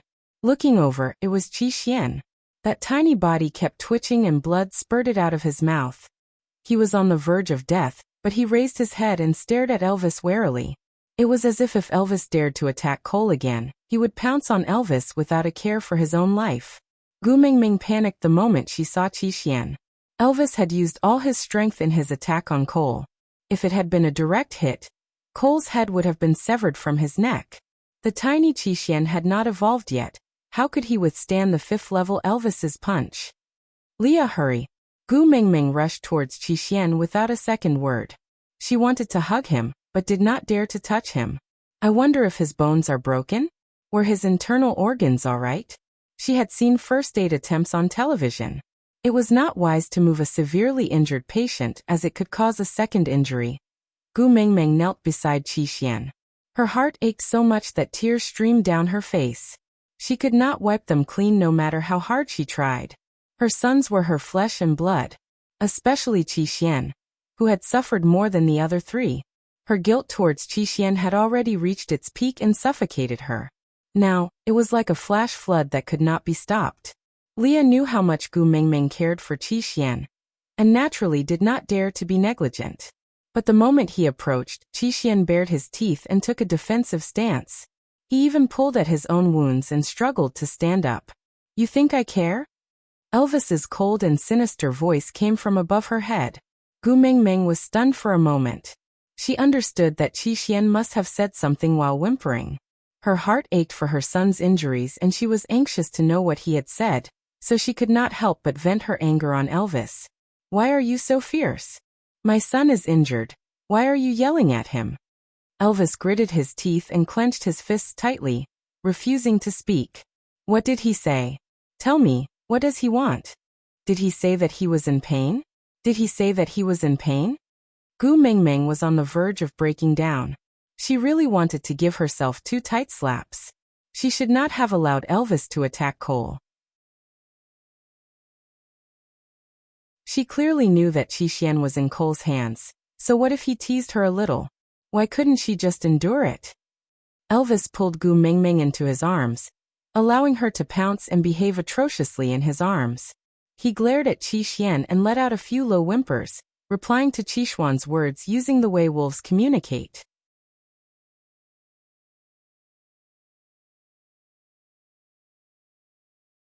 Chapter 860. Cole took 2 steps forward and squatted down, shielding half of his chest behind Gu Mingming. He placed one broken hand on Gu Mingming's shoulder, and the other on the hand Gu Mingming was using to stroke Qixuan's head. He smiled at Qixian. Little Xian, be good. Don't be afraid. Your mother and I will stay by your side. She won't leave, and neither will I. However, you have to get well soon. Don't let your mother worry. Because if she does, our hearts will ache, won't it? Qi Xian nodded obediently. He looked at Gu Mengmeng expectantly, as if waiting for her reply. This gaze forced Gu Mengmeng to resist the urge to fling Cole away. Discomfort spread from the places he touched, and nausea spread throughout her entire body. But Gu Mengmeng didn't want Qi Xian to be upset. She clenched her teeth and forced a smile. She comforted Qi Xian. Be good. Mother will accompany you. Oh! Qi Xian called out weakly again. Gu Mengmeng didn't understand what he was saying. She turned to look at Elvis, only to see that his face was so black that ink could drip from it. He gritted his teeth and glared at Qi Xian. Don't push your luck. Gu Mengmeng frowned and looked at Leah. Lee's expression didn't look too good, but he didn't say a word. Left with no choice, Gu Mengmeng looked at Cole. Cole chuckled. Children are just a little willful. Moreover, you were the one who beat him up. Shouldn't you satisfy his willfulness and make up for your mistake? I forgot. Mighty Elvis has always believed in the principle of the strong get all the benefits. He won't give in even to a cub that Agu cares so much about. With that, Cole turned to look at Qi Xian with a stern expression. Little Xian, don't be rude to Mighty Elvis. He is your mother's first partner. If you act like this, your mother will be put in a difficult position. Qi Xian sniffled pitifully and whimpered. Gu Mengmeng didn't expect Elvis and Leah to translate for her. She just looked at Cole. What is my son saying? Cole smiled, his gaze light as he said. Little Xian is afraid of Sir Elvis and Sir Leah, so he hopes that the two of them can leave. Although it was just a child spouting nonsense, Lord Elvis's punch almost took Xianer's life. Agu should empathize with Xianer's fear after all. He was still a child. Just take it as a child's words. Gu Mengmeng felt extremely uncomfortable. Damn it, Cole's words made it seem as if he was Qishuan's biological father, and Elvis was an outsider. I don't need you to apologize for my son. Gu Mengmeng's displeasure was written all over her face. Cole wasn't annoyed. He just lowered his head and said, I have crossed the line. But if you must punish someone, please punish me. Qi Xian, can't take any more torture now. Gu Mengmeng wanted to hit someone. Cole's words meant that Elvis's biological father and her biological mother had tortured Qi Xian? But Qishuan's injuries were indeed caused by Elvis.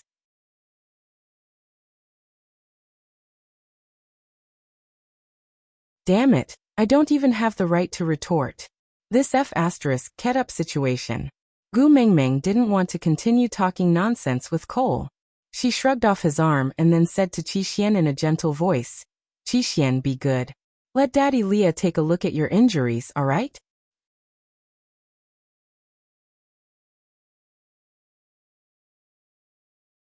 Chapter 861.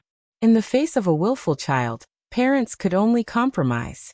Because they dared to hurt themselves to coerce you. And you were never as heartless as you claimed to be. You could really watch them die, and then calmly collect their corpses. Gu Mengmeng immediately relented the moment Qi Xian struggled. Yes, that's right.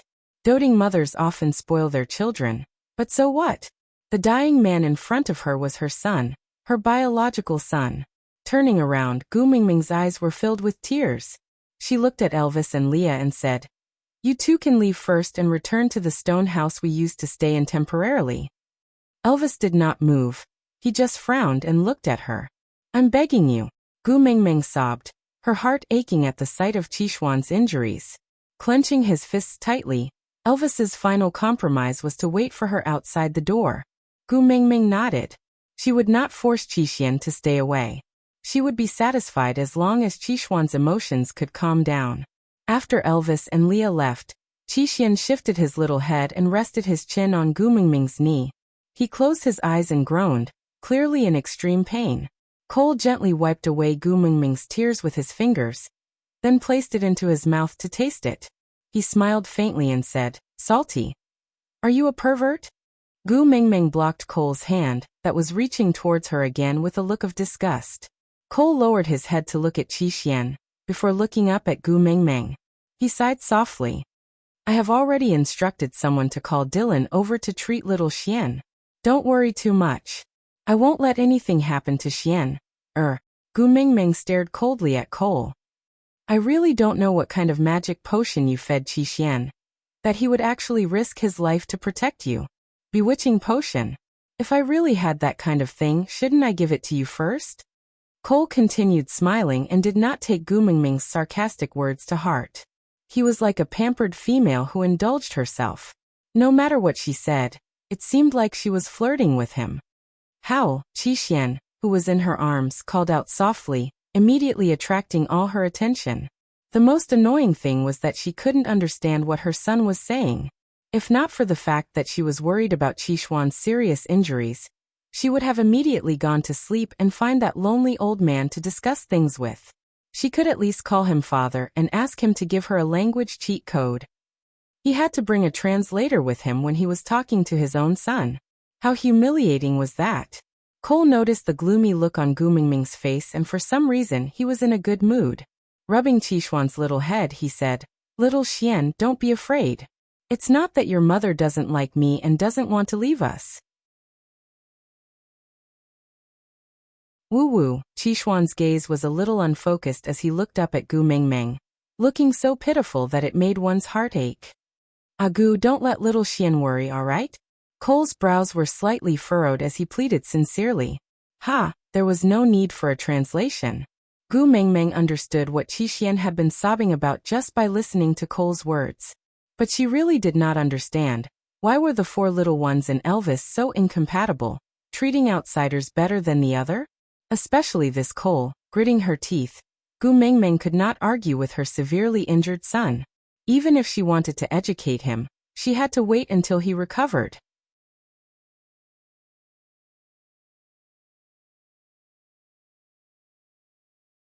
Chapter 862.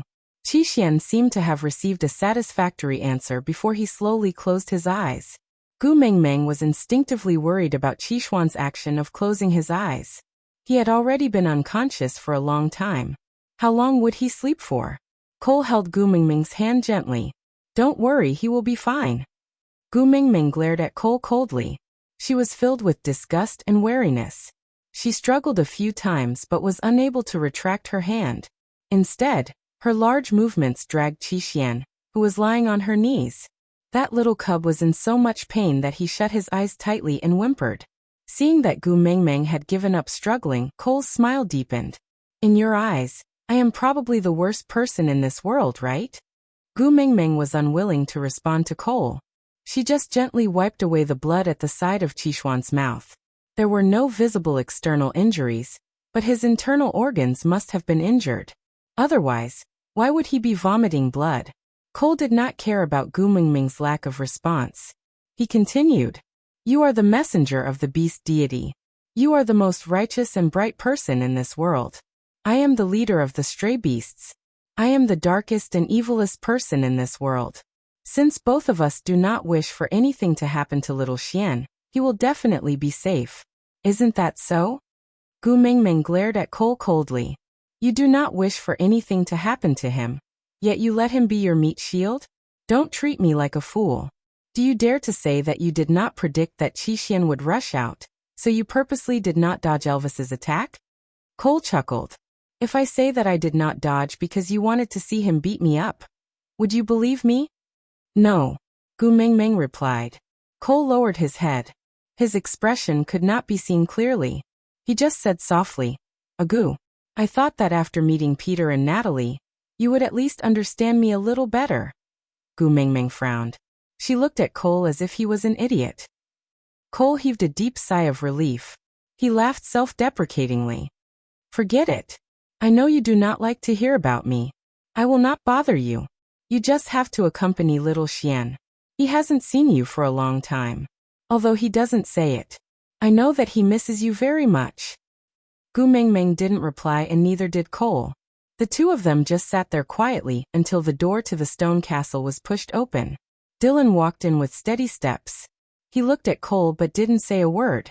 Then he bowed to Gu Mingming and without saying a word, he walked to Qishuan's side and started treating him. Dylan's attitude towards Cole surprised Gu Mingming. She had thought that with Cole's vengeful personality, Dylan would be the first to suffer when he returned this time. She had thought that with Cole's vengeful personality, Dylan would be the first to suffer.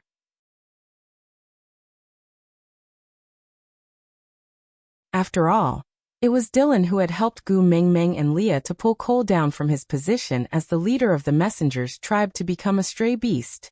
He had even lost his tail and an arm. But who would have thought that when the two of them met again, they would be so strangely calm? Cole stood beside Gu Mengmeng and chuckled. Are you surprised that I didn't kill him?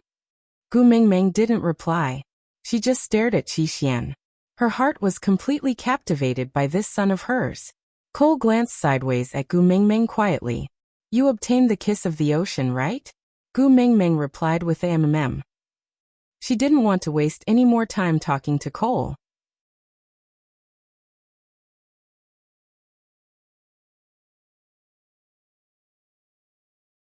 Chapter 863. Give it to me.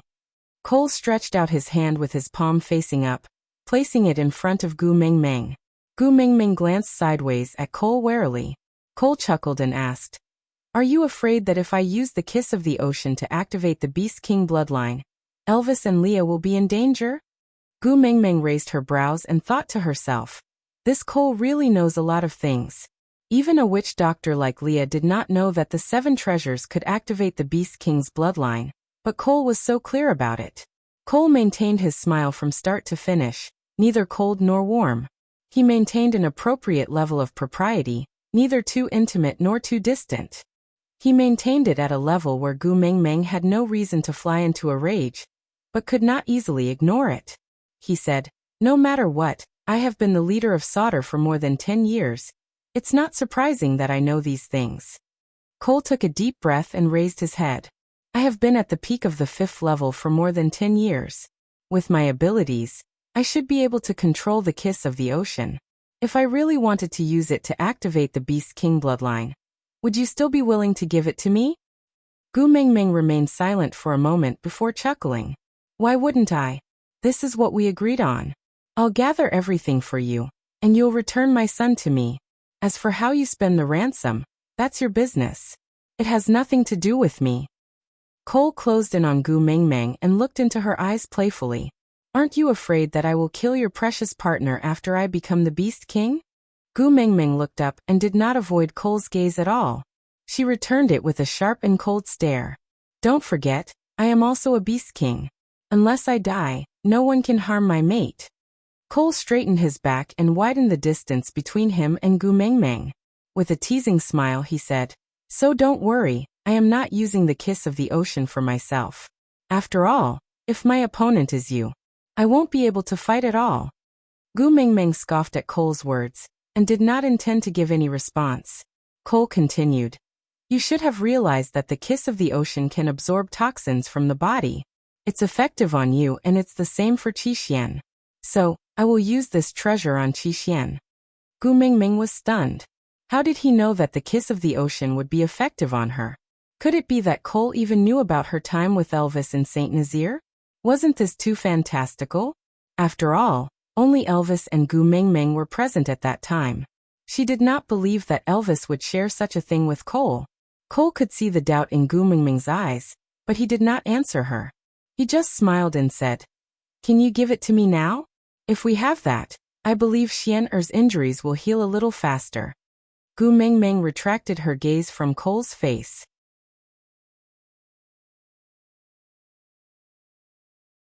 When she turned to look at Qi Xian, she realized that Dylan had already finished the basic treatment.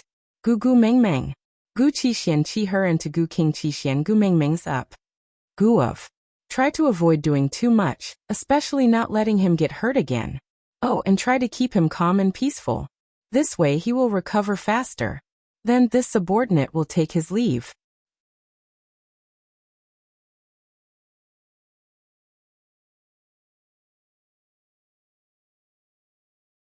Chapter 864.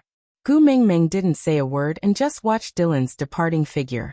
The people around her were starting to treat her with respect and distance. She had to get used to this kind of relationship. After all, she was the messenger of the beast deity, a high and lonely position. Not everyone could resist the external and internal pressure, and still look at her the same way they used to. Cole's disdainful gaze at Dylan was cold, and the smile on his lips was tinged with malice. Because he was Gu's man he stayed. But it seemed like he was wrong. Ha, in this world, I am the only one who can make Agu unhappy. So you are really an eyesore. Cole made a low sound in his throat, as if he was clearing his throat because he was not feeling well. Gu Mingming didn't care. Why would she care about Cole's life? But she didn't know that her momentary disappointment and indifference had caused Dylan, who had once helped her, to never appear again. After using the beast language code to give orders to the stray beasts hiding in the dark, Cole accompanied Gu Mingming and sat beside Qixuan. He caressed Qixuan's body and observed Gu Mingming's reaction from the corner of his eye. After confirming that she didn't notice anything amiss, he reached out his hand and said, "Give me the kiss of the ocean. You also wish for little Xian to get better soon, don't you?" Gu Mingming took out the black pearl from her pocket and handed it to Cole. Cole was a little surprised. He played with the black pearl in his hand and smiled. So this is the kiss of the ocean. With that, Cole plucked a strand of his hair and pinched it lightly. That strand of hair was as straight as a silver needle. Gu Mingming was a little surprised. She was a beast king, right? Why didn't she know such a perverted skill? Snake's memories didn't mention that it could be used like this. Cole gladly accepted the flash of surprise in Gu Mingming's eyes. That was a rare emotion she gave him other than disgust and wariness. He naturally cherished it. The index finger and thumb of one hand were pinching the black pearl, while the index finger and thumb of the other hand were pinching one end of the hair. Slowly and gently, the hair was inserted directly into the pearl and went through it. Cole tied the black pearl around Qixuan's neck. Then he pried open his mouth and placed the black pearl in his mouth for him to hold. Nudging Qixuan's lower jaw gently to prevent the pearl from falling out, Cole rubbed Qixuan's head reluctantly. He turned to look at Gu Mingming. All right, with this kiss of the ocean, the poison in little Xian's body will no longer act up. So, I can no longer use Xian, or to threaten you. So, are you going to kill me now? Gu Mingming frowned, feeling that things were not so simple. Would Cole be so kind? How could she not believe it? If you are willing to return Qixuan to me, I can let bygones be bygones.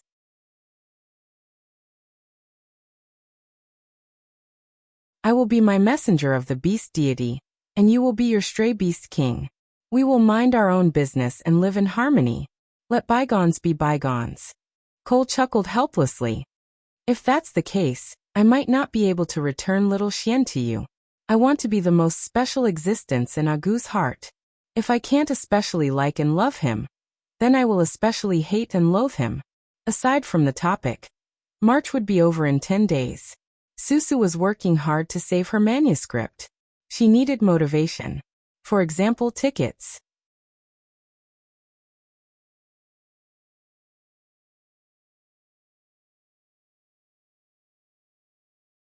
Chapter 865.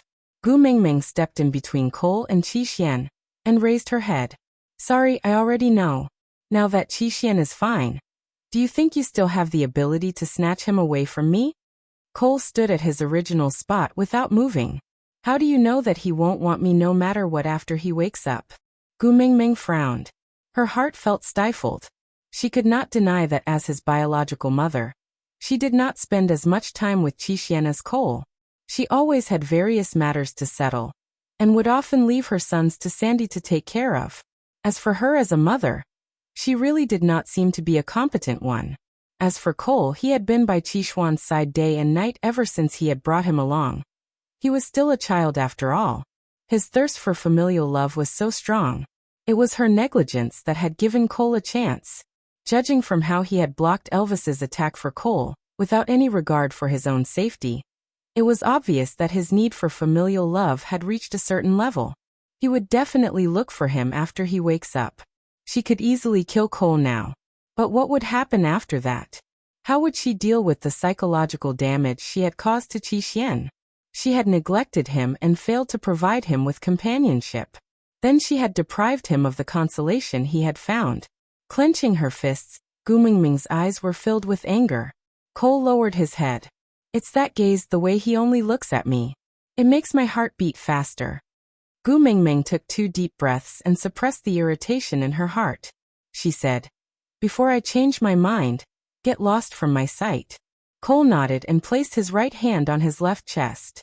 Yes, my beloved mistress. With that, his gaze swept across the unconscious Qi. Without any hesitation, he turned to leave. The moment he left, Elvis and Leah walked in together. Leah was the first to check on Qixuan's injuries. After all, he was much better at handling such things than Dylan. Elvis held Gu Mingming in his arms and rubbed his chin against the top of her head.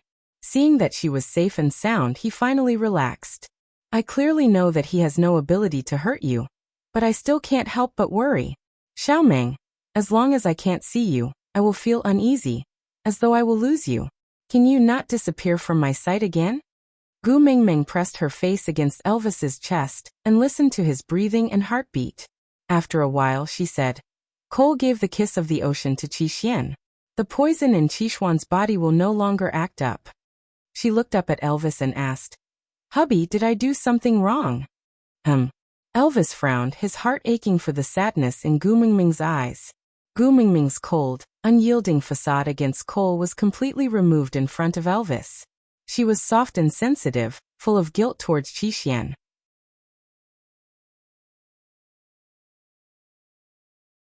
I seem to have endless things to deal with every day, but I always throw my sons to the back of my mind.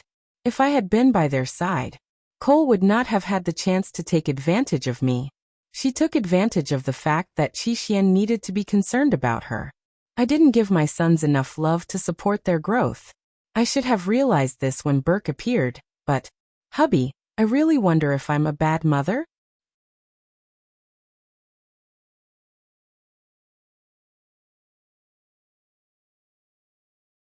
Chapter 866. But, Cole has always been good at manipulating people's hearts.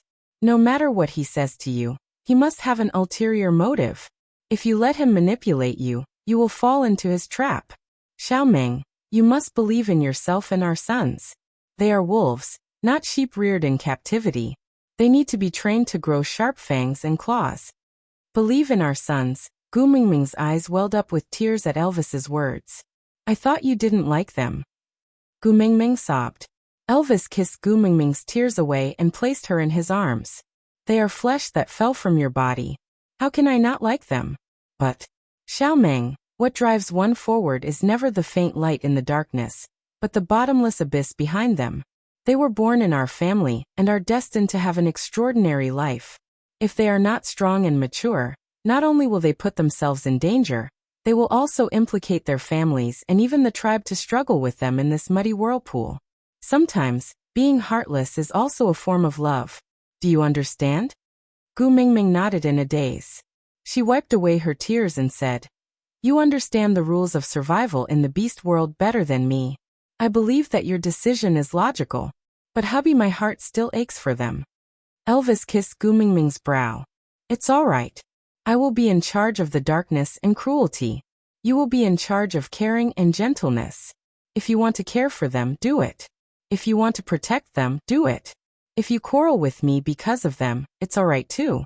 Anyway, I will give in to you. I will train them into outstanding wolves without making you feel guilty towards them. No one will be able to use them to threaten you anymore. Is that okay? Gu Mingming nodded her head heavily before replying, Yeah. Under Li's care, Qixuan's body recovered very well. That night, Gu Mingming asked Elvis to fetch the 3 little ones from Sandy's house. She decided that it was better for her own sons to be taken care of by herself. 3 days later, Qi slowly opened his eyes. Whimpering weakly, Gu Mingming hurried to his side and gently stroked his little head to comfort him. Qi, you're awake? That's great. My sons are so brave. Do you want some water? Or do you want to eat something? Daddy Leah has prepared some meat porridge that is easier to digest. Do you want some? Qi obediently allowed Gu Mingming to stroke him. He blinked a few times to adjust to the light, and his eyes started darting around, obviously looking for something. Gu Mingming's heart skipped a beat, clearly feeling uneasy. How do you know that he won't want me after he wakes up? Cole's words circled around Gu Mingming's ears.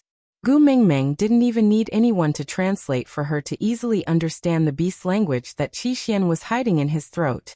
He was looking for Cole. Qi, Mama will accompany you, okay?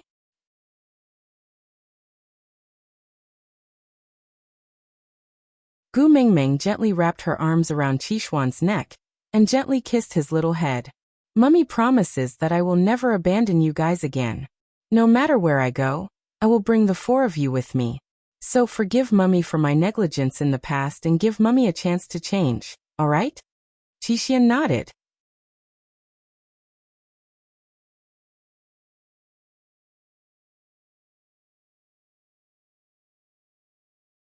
Chapter 867. Qixuan had to recuperate for half a month. Elvis and Leah discussed that they would not have enough time to stock up on food if they rushed back to St. Nazaire now, so they could only spend the winter in Sauter. So while Qixuan was recuperating, Leah was responsible for staying at home to take care of Gu Mingming and Qixuan, while Elvis brought the three little ones out to hunt. The four of them carried back piles of prey every day. On this day, the air was extremely cold. Gu Mingming could sense that winter had arrived. Leah went up to the second floor of the stone castle to retrieve a beast skin to seal the windows, while Gu Mingming sat beside Qixuan, gently caressing his little head and speaking gently to him from time to time. Suddenly Qixuan stood up. Before Gu Mingming could rejoice at Qixuan's recovery, he suddenly leapt up and dashed towards the door. Qixuan! Gu Mingming exclaimed. Qixuan paused in his steps and turned to look at Gu Mingming deeply. That look seemed to be saying goodbye. Gu Mingming wanted to chase after him, but Qixuan dashed out the door without looking back. At that moment, large snowflakes fell from the sky, blurring their vision and the road ahead. It also blurred Gu Mingming's footsteps. How ironic. The first time she understood her son's intentions was when he turned around. He did not say anything, but Gu Mingming knew very well that Qixuan had gone to look for coal. Sitting paralyzed on the ground, Gu Mingming covered her face and cried silently. When Leah heard the commotion downstairs and rushed downstairs, he only saw Gu Mingming sitting at the door, crying pitifully. Qixuan was already nowhere to be seen. Without needing to ask, Leah knew what had happened. Hugging Gu Mingming and patting her back, Leah comforted her gently. Qixuan is Cole's biggest bargaining chip against you. He will not let anything happen to Qixuan. Gu Mingming hugged Lee's arm and buried her face in his chest.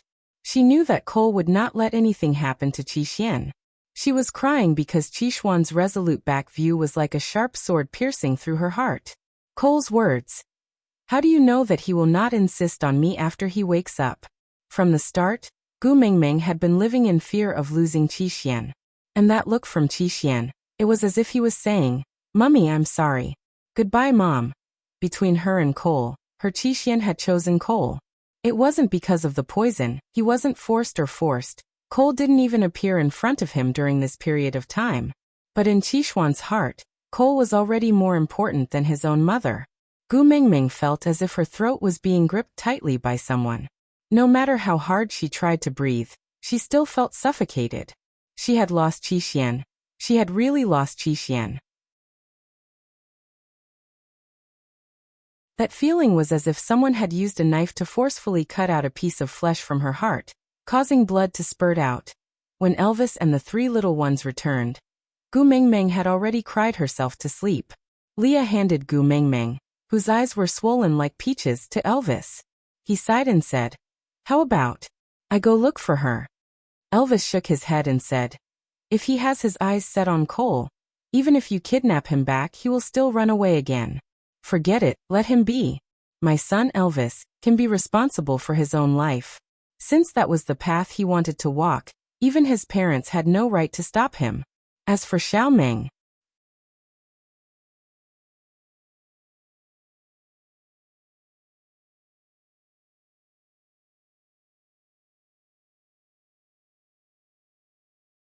Chapter 868. When Gu Mingming woke up, she realized there were three little ones lying beside her. Why were they lying down? Because they were all in their beast forms. This was very strange. They rarely revealed their beast forms after evolving into half-orcs. Gu Mingming was a little worried. She hugged her sons and asked in a hoarse voice, What's wrong with you guys? Are you feeling unwell? The little wolves shook their heads and licked Gu Mingming's face. They howled and acted coquettishly. Winter is here and their ability to resist the cold is not enough. So their beast forms are the most comfortable and warmest for them. Elvis explained for his sons before carrying Gu Mengmeng up from the pile of little wolves. He kissed her little hand and continued, "Do you want to play in the snow?" Elvis remembered that at this time last year, Gu Mengmeng pestered him to go for a walk in the snow. She said something like, "During the first snowfall, I want to walk in the snow with the person I like. Because as I walk, my hair will turn white." At that time, he was worried that her body was too weak and could not take it, so he rejected her. In the end, he could not stand her coaxing and pestering and finally brought her out. In the end, she fell sick when they returned. But it was also that illness that gave him the chance to mate with her. Now her body was still petite, but she had Snake's Beast King powers. Resisting the cold was no longer a problem. But she could not be as carefree as a child as she was last year. Gu Mengmeng shook her head and said, "Forget it, the children are afraid of the cold. I will stay at home with them and not go out." Elvis did not want to force Gu Mengmeng, but the three little ones jumped up high and clung onto Gu Mengmeng's legs, looking eager to try. Kanwu had already walked to the door and was circling on the spot, howling at Gu Mengmeng. It was obvious that he was begging her to go out to play. "Want to go out?" Gu Mengmeng asked softly. "Oh, whoa, whoa." The three little ones' howls were filled with excitement and anticipation. Gu Mengmeng did not want to disappoint her sons, so she smiled and nodded. Leah took the beast's skin and wrapped Gu Mengmeng up before standing beside Elvis and leaving the stone castle. Although they were going out to play, they would not go too far. After all, the snow came in a threatening manner and could turn into a storm at any time, engulfing everything in the beast world in silvery white frost. The snow at the entrance had already reached Gu Mengmeng's calves. The three little ones were now more muscular than a normal adult wolf, so the depth of the snow was not a threat to them. Seeing snow for the first time, the three little ones were obviously a little excited. Their two hind legs dug into the ground, sending snow flying high into the air and splashing all over each other. Gu Mengmeng looked at her sons playing happily, and a faint smile appeared on her face.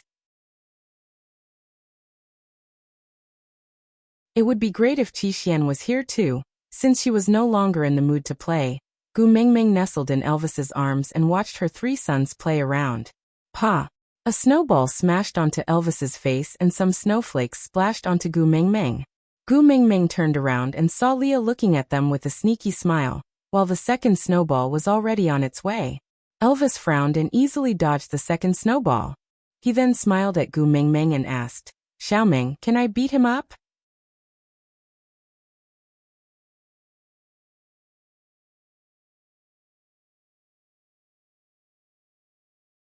Chapter 869.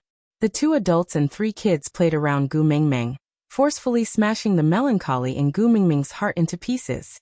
As the snowflakes splashed on her body, the melancholy slowly dissipated before falling off. Looking at her gradually brightening smile, a pair of eyes hidden under the snow in the distance shone. It was hard to tell if it was peace of mind or loneliness. He just slowly turned around and retreated back the way he came. In a stone house in solder, Cole sat on the high seat like a king. His lazy and wanton gaze landed on the stone tablet embedded in the wall. Ha! Was Agu throwing a tantrum with him? He could almost imagine the sly smile on her face when she was carving these things. Yeah, she was a cute little fox.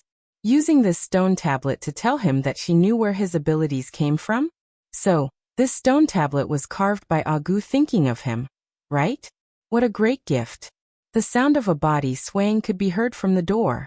Cole's gaze was gentle as he looked for the source of the sound. Even before he saw anyone, he already knew who it was. "Is she all right?" Cole asked softly. Qixian let out a few muffled sobs. "Envious?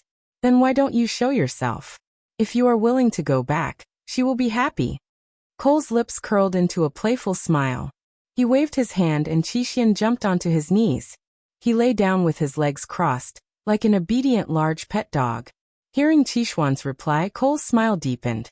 He rubbed his head and said, "Silly son, don't pity me so easily. I am the great demon king of the beast world." "Howl, yeah, I know." Cole looked up and closed his eyes. "One day she will be mine. Then our family will not have to be separated anymore." The snow was getting heavier and the stone castle had already been completely sealed.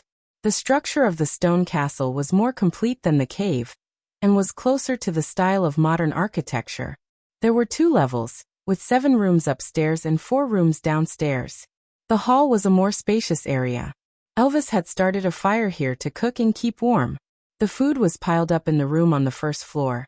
And the 3 cubs did not have their own rooms, so they slept directly in the hall, lying next to the fire, which was also warm. That day, Gu Mingming unexpectedly did not let Leah prepare the food.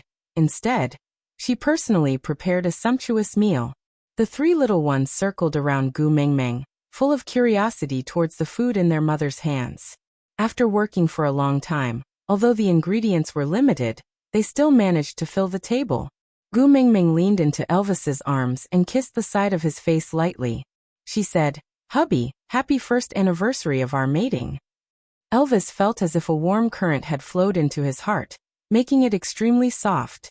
His eyes seemed to contain the depth of the entire ocean.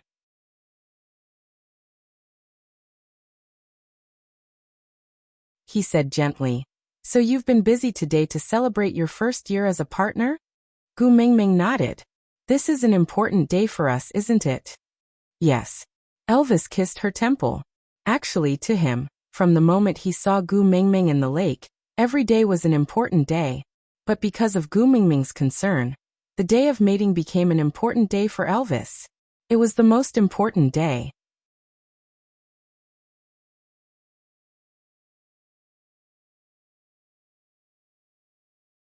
Chapter 870. Lee's appearance was a stark contrast to Elvis's. A year ago at this time, he stood guard in the snow outside the cave alone, guarding the door for them. He listened to the ambiguous conversation through the snow, and was tortured by it. Then he finally found a reason to come in and see her, but she used every single word to stab his heart. What maintaining the demeanor of an ex-boyfriend? What parting and being happy with each other? What being strangers from now on? There's only you and me in the world, not us. The 3 little ones did not know the complicated thoughts between the adults. They only knew that the food their mother made was especially delicious. Even if everyone in the world said that Daddy Lee's cooking was the best, but the taste of their mother was the one that satisfied the 3 little ones the most. After the meal, Elvis kissed Gu Mingming's face and said, "You've worked hard for a day, let Leah bring you upstairs to rest. I'll wash the dishes today." Before Gu Mingming could react, Leah had already carried Gu Mingming out from Elvis's arms horizontally. But Gu Mingming's gaze was filled with conflict. Today was the 1-year anniversary of mating. Shouldn't she and Elvis be the ones accompanying each other? Leah kissed Gu Mingming's lips with a deep gaze. After closing the door, he said, "Mingming, do you intend to let this day become my nightmare every year from now on?" Gu Mingming stared at Leah in a daze, unable to react. Leah placed Gu Mingming's little hand by his lips and kissed it, saying, "1 year ago at this time was the darkest and most tragic period of my life. At that time, I didn't want to live anymore because of you. But you cruelly want me to watch you and Elvis intimately every year on this day, reminding me repeatedly of how pathetic I looked when I was struggling outside of your happiness that day?" Gu Mingming looked down, her heart aching. She had neglected Lee's feelings, forgetting that on the day she and Elvis became partners, he was as miserable as they were blissful. Lowering her head, Gu Mingming said, "I'm sorry." Leah placed one hand on the side of her waist and pressed her down. His lips stopped beside her ear and he whispered, "You know very well that I prefer to hear you confess your love more than an apology." Gu Mingming nodded. The Gu Mingming now was no longer the naive Gu Mingming who had just transmigrated. She naturally knew what would happen after Lee's flirting. Blushing, Gu Mingming wrapped her arms around Lee's neck and whispered, "Leah, I love you." Leah bit Gu Mingming's little earlobe and breathed in a husky and charming voice. "These are the most touching words of love I've ever heard. Mingming, let today become our mating day. This way Elvis and I can celebrate with you every year. I will no longer be a lonely existence outside of your happiness. Let me be a part of your happiness, all right?"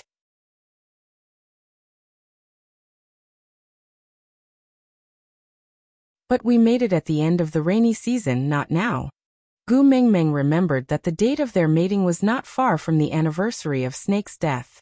Leah shook his head and said, "Silly girl, you need to inherit something from me before you can truly be considered as my partner.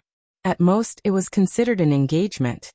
Gu Mengmeng arched her waist slightly, and her body subconsciously catered to Li's teasing. A single mmm sound escaped from her throat. Mengmeng, let me belong to you completely, all right? Mmm? A lingering kiss was followed by a floor of melancholy. Aside from the topic. Hurry, there's no time, hurry up and board the train. Look at the car plate. 4927792773. After boarding the train, look for the administrator to check the tickets. Babes with more than 800 fans can enter the VIP cabin and enjoy the special treatment of overflowing meat. Note: this train is not heading to the kindergarten. Please do not sneak onto the train if you want to go to the kindergarten. This train is not heading to the kindergarten. Please do not sneak onto the train if you want to go to the kindergarten.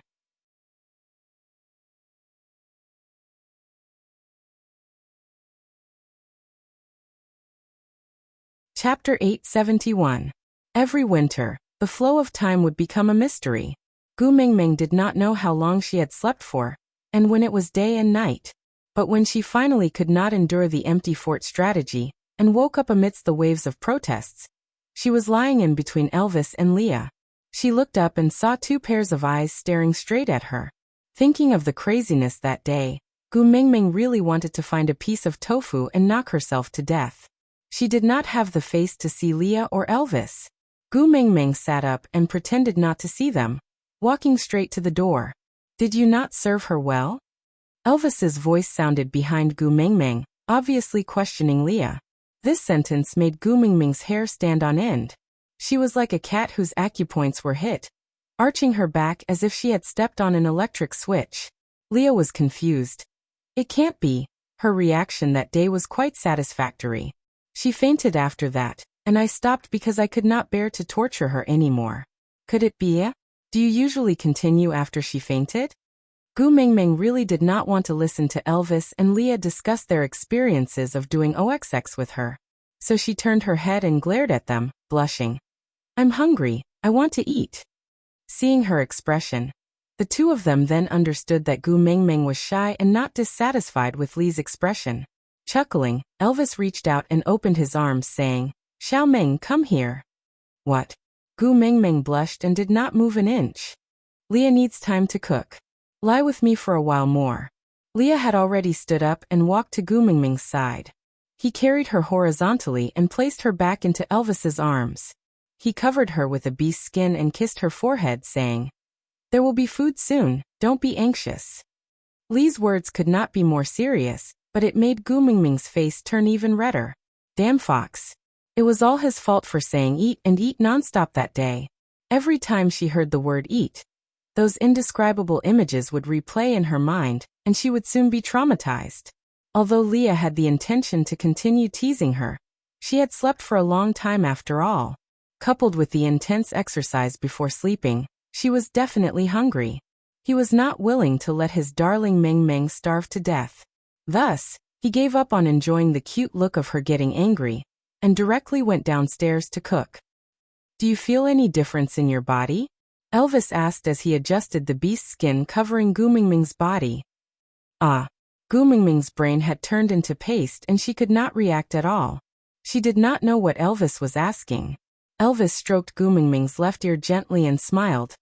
Li's mark is clearer and more realistic now. This mating between the two of you is really full of twists and turns.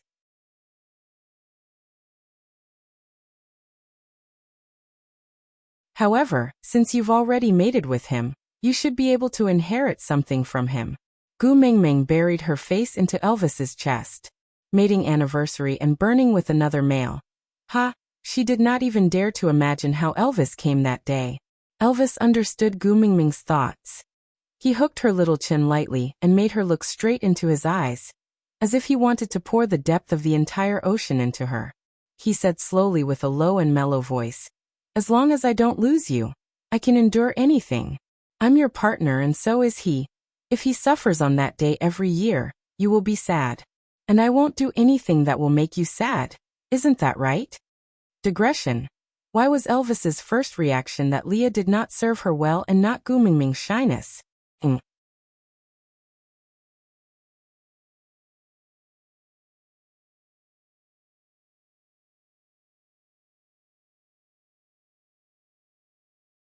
Chapter 872.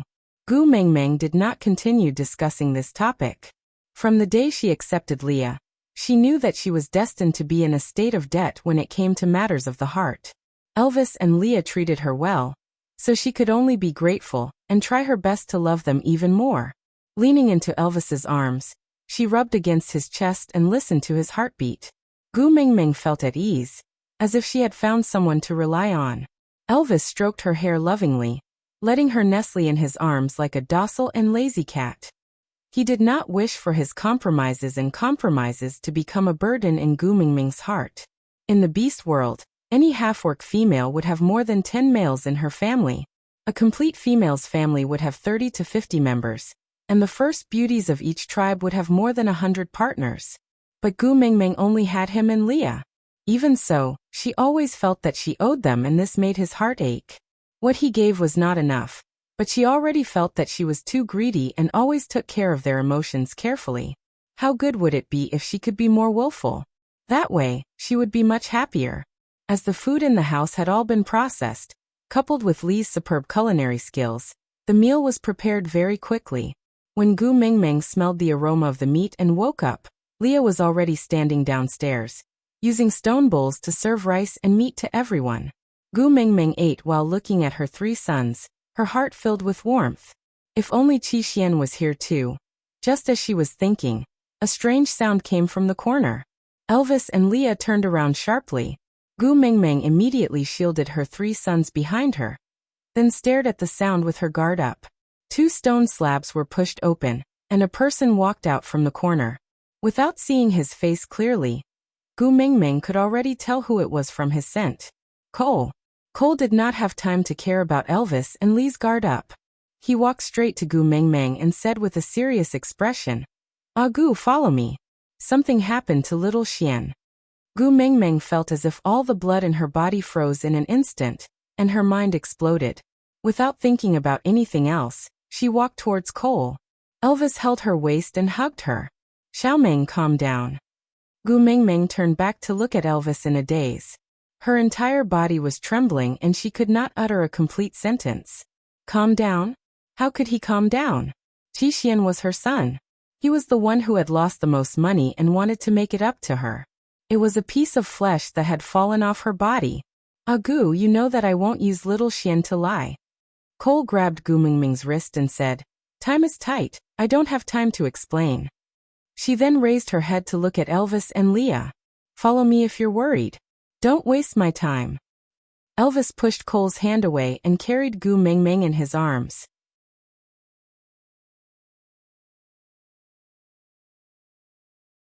He turned back to look at Leah and said, "Stay at home and take care of the children. I will accompany Xiaomeng." Leah nodded. Although he was worried about Gu Mengmeng and Cole being alone together, if this was Cole's ploy to lure them away, Mengmeng would go crazy if anything happened to the 3 little ones.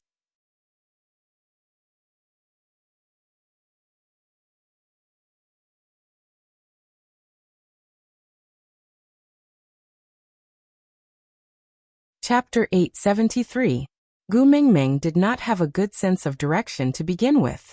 After turning left and right for a few rounds underground, Gu Mengmeng was even more confused about north, south, east and west.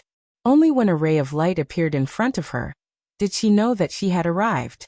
Coming out from a secret door that was similar to the entrance, Gu Mengmeng was stunned for a moment before realizing that she was in Sauter's meeting room. She had memorized the 36 stratagems on the wall, and a white tiger skin was laid on a stone chair. Qishuan's small body was curled up on the animal skin, looking like he was in extreme pain. He gritted his teeth and trembled incessantly, whimpering sounds coming from his throat. Even though she did not understand animal language, she could tell from her maternal instincts that the child was crying out in pain. Gu Mengmeng's tears streamed down her face. She could not care less about anything else as she rushed over and hugged Qi Xian in her arms to comfort him. "Don't be afraid, little Xian. Mummy is here." Elvis stepped forward and pulled at Qishuan's eyelids and ears. "It's all right, don't worry. It's just evolution." "Evolve?" Gu Mengmeng looked at Elvis with reddened eyes, as if she was a drowning person grabbing onto a life-saving straw. Elvis nodded. It's just a normal evolution. He's almost 1 year old, it's time for him to evolve. But Huda and the rest weren't like this when they evolved. Gu Mingming sobbed. This was the reality. No matter how strong a woman was, she would still be weak when it came to the problem of her children. That was the softness and sensitivity that they couldn't touch. Elvis remained silent. He could not tell Gu Mingming that it was not that Huda and his brothers were not in pain when they were evolving, but because they were too worried about her. They forcefully released all the pain in an instant. The process was too fast for her to notice. And when it came to evolution, from beast form to human form, almost every inch of bone had to be broken, reassembled, broken again, and reassembled again. If that kind of pain erupted in a short period of time, ordinary beastmen wouldn't be able to bear it at all. At best, they would fail to evolve. At worst, they would be crippled or even killed on the spot. So even though he had never mentioned it, Elvis was actually quite proud of the fact that all three of them had successfully evolved into half-orcs. But he could not tell Gu Mingming about this. It was enough for her to worry about Qi Xian. If the problem of the three little ones' evolution was mentioned, she would definitely blame herself even more. Instead of blaming herself, it was better to blame him. Elvis's expression was indifferent as he said, because the old injuries on his body have not fully healed, so it will be harder for him to evolve. Just get through it. It'll be fine. Gu Mingming glared coldly at Cole.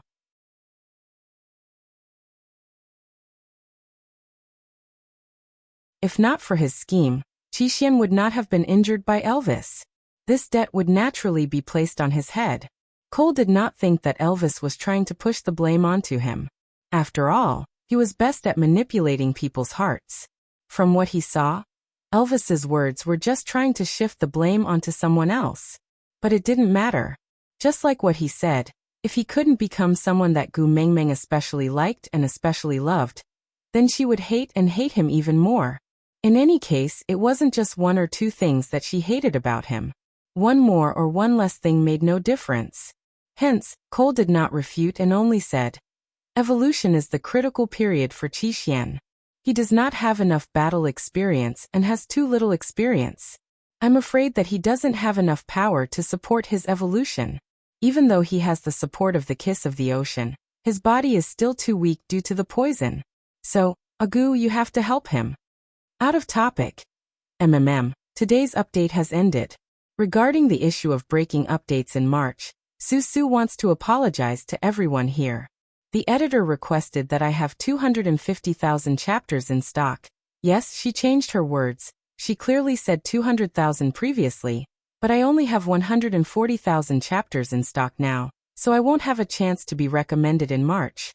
The editor's strict order is that I have to save 250,000 chapters in April, so I may not appear in the fan groups and message boards very often. But baby, even if I don't appear, you all must believe that I love all of you.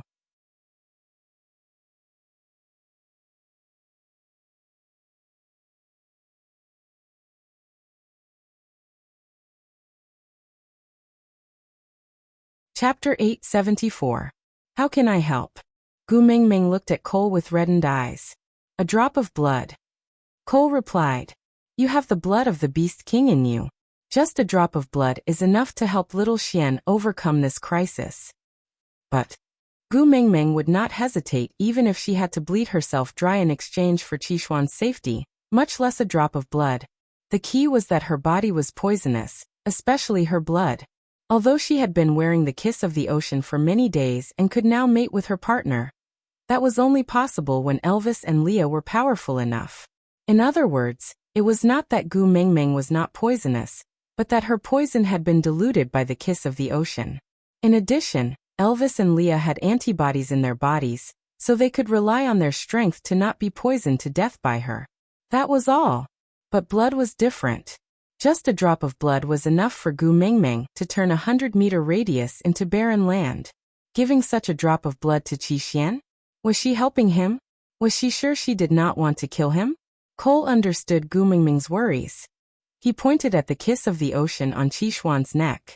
If it's just a drop of blood, the kiss of the ocean can purify it. Gu Mingming did not trust Cole from the bottom of her heart. She turned to look at Elvis without saying a word. Elvis nodded as a reply. Gu Mingming finally made up her mind after seeing Elvis's reaction. She bit her finger and dripped a drop of blood between Qixuan's chattering teeth. Within a breath, Qixian suddenly calmed down. But before Gu Mingming could heave a sigh of relief, Qixian suddenly descended into a crazed state. His entire body kept convulsing. Gu Mingming was so worried that she did not know what to do. She could only call out his name over and over again. Tears streamed down her cheeks, causing Elvis's heart to ache. After a long while, Qixuan's state gradually calmed down. Then he slowly but clearly evolved before Gu Mingming's eyes. His tiny claws turned into long, fair fingers. His furry body gradually turned into a slender human form. His facial features were no longer that of a wolf's. With his head lowered, Gu Mingming could not see his face clearly. Elvis threw down a piece of beast skin to cover Qixuan's body.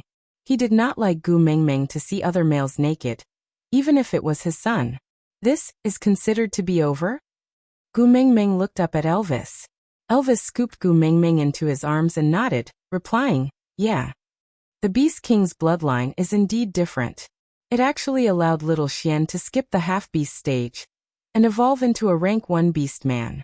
Gu, thank you. Cole knelt beside Qixian and said as he caressed his little head. Gu Mingming's eyes were filled with resentment. Give me your dirty hands, don't touch my son. Cole was taken aback, but he still retracted his hand. He stood up and bowed to Gu Mingming. Since Xian is fine now and Gu doesn't really want to see me, then, the two of you please leave. Gu Mingming snorted coldly. You seem to have forgotten that this is Sauder, my territory. I can go wherever I want. What right do you have to ask me to leave?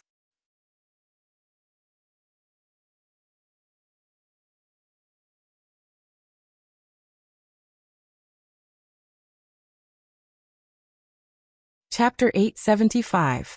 Since you know I won't feel comfortable staying in the same space with you, you should scram, shouldn't you? Gu Mingming didn't hold back against Cole at all. Cole looked deeply at Qixian, who was sprawled on the ground. But if little Xian doesn't see me when he wakes up, he will run around the world again. The snow outside is so heavy. As a first-level orc, I'm afraid he won't be able to handle it. It's very dangerous. Gu Mingming clenched her fists. Qixuan's glance at her before he rushed into the snow was like a sharp knife stabbing into Gu Mingming's heart. She couldn't deny Cole's words. If Cole wasn't around, Qixian would definitely look for him when he wakes up. Taking a deep breath, Gu Mingming ignored Cole. She just nestled in Elvis's arms and looked quietly at Qixian, who was sprawled on the ground without moving. Her eyes were filled with worry. After some time, Qixian seemed to have woken up. He stretched his neck and propped himself up on his elbows. Qixian. Gu Mingming's heart was finally at ease. Qixian was first taken aback when he heard Gu Mingming's voice. He then turned around and looked at Gu Mingming in surprise. He didn't expect her to be here at all. After a long pause, he opened his mouth and called out, Mother! Gu Mingming immediately jumped out of Elvis's arms and pounced over to hug Qixian. She rubbed his forehead intimately. Good baby, it's good that you are fine. You scared Mother to death. Qixian hesitated for a moment, but still reached out to gently stroke Gu Mingming's back. Just like how she used to coax the 4 brothers to sleep when they were young. Although his voice was mild, there was a hint of coaxing in it. I'm sorry for making you worry. Gu Mingming shook her head and wiped her tears. It's all right. As long as you are fine, Mother will be fine. Qixian didn't say anything else. He just tied a knot in the beast skin and wore it as a simple beast skin dress. He then took 2 steps back to distance himself from Gu Mingming. Mother, I am fine now. You guys hurry back. Gu Mingming was stunned. She looked up at Qixian and asked in anticipation. Aren't you coming back with me? Qixian could not bear to see Gu Mingming's tear-filled eyes. He tilted his head and said, I am already of age and must be independent. But you are my son, Gu Mingming said. Qixian did not compromise. His voice was calm and gentle as he said, I will live independently and will still be your son. Gu Mingming stood up and took 2 steps forward. But the closer she got, the further Qixian retreated. It was obvious he was rejecting her. Qixian, Are you blaming your mother for not protecting you? Gu Mingming felt wronged, but there was nothing she could do. She didn't know if all parents in the world were at a loss in front of their children. She only knew she didn't want to lose this son. Qi Xian pursed his lips and shook his head. Mother, I am a wolf. Gu Mingming was at a loss. She looked up at Qi Xian, not understanding what he meant. Qi Xian looked back into Gu Mingming's eyes and said slowly, wolves are not a tribe that needs protection. Gu Mingming compromised. She nodded and said, all right, since you don't blame your mother, you can go back with her. If you want to be independent, you have to at least survive this winter.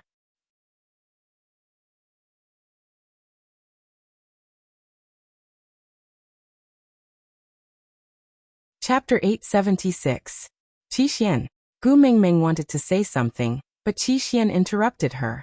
There was a faint smile on Qi Xuan's face. It was clearly so gentle, but it was filled with alienation and sadness. His eyes were slightly curved and the corners of his lips curled up, displaying just the right amount of elegance. Mother has Elvis, Leah and my other 3 brothers by her side. Even without me, you will not be lonely. But apart from me, he has nothing else. Gu Mingming clenched her teeth. She had never expected that the first man to tell her, he needs me more than you, would be her son. If the person who needs me more was a female, she would accept it. But why did it have to be Cole? Qi Xian, you clearly know. Qi Xian nodded. I know that he is a bad person in your eyes. You don't like him and have never thought of trying to accept or understand him. But that is between the 2 of you and has nothing to do with me. Gu Mingming didn't say anything. She just frowned at Qi Xian. The uneasiness in her heart grew stronger and stronger. He's an important person to me. I can't just leave him alone. So mother, please go back. Gu Mingming bit her lower lip and slowly released her tightly clenched fists. She didn't want to push her son further away. The only thing she could do was to stand there without moving. Trying her best to smile, Gu Mingming looked at Qi Xian. My son is so handsome. Taking a deep breath, Gu Mingming felt her entire chest tremble. If not for Elvis supporting her from behind, she felt that she might not even be able to stand. But what could she do? A grown son cannot be controlled by his mother. Your father and I will go back first. I will always keep the door to the secret tunnel open. Whenever you miss me, you can come back to see me. All right? Every word was a deep plea. Gu Mingming had never been so humble in front of anyone. Even when she and her mother were abandoned by their father, she had never begged like this. Even when she was chased out of the house by her mother, she had never begged like this. Her family was her most vulnerable spot. Facing Qi Xian, she could only be so humble. Qi Xian frowned. He took 2 steps forward and held onto Gu Mingming's shoulders. After hesitating for a moment, he still pulled her into his arms. Mummy, don't be like this. No matter where I am, I will always be your son. Yeah. Gu Mingming responded with a nasal sound, but her crying intensified. Elvis pulled Gu Mingming out of Qi Xuan's arms and placed her on his chest. He gently wiped her tear-stained face clean before looking at Qi Xian. Take care of yourself. Qi Xian nodded. With that, Elvis carried Gu Mingming back to where they came from. After Gu Mingming and Elvis left, Cole's face gradually darkened. He walked towards Qi Xian step by step, raised his hand and grabbed him by the neck. I think I've said it before. I'm the only one who's going to piss her off. His fingers were like metal pincers around Qi Xuan's neck. Raising him up, Qi Xuan's feet left the ground slightly. His face was flushed red from the lack of oxygen, but his body did not show any signs of resisting. He allowed death to approach him, but his eyes only stared unwaveringly at Cole, without a single ripple of emotion. Little Xian, don't forget yourself and challenge my bottom line just because I treat you well. Be obedient and don't make me angry, understand?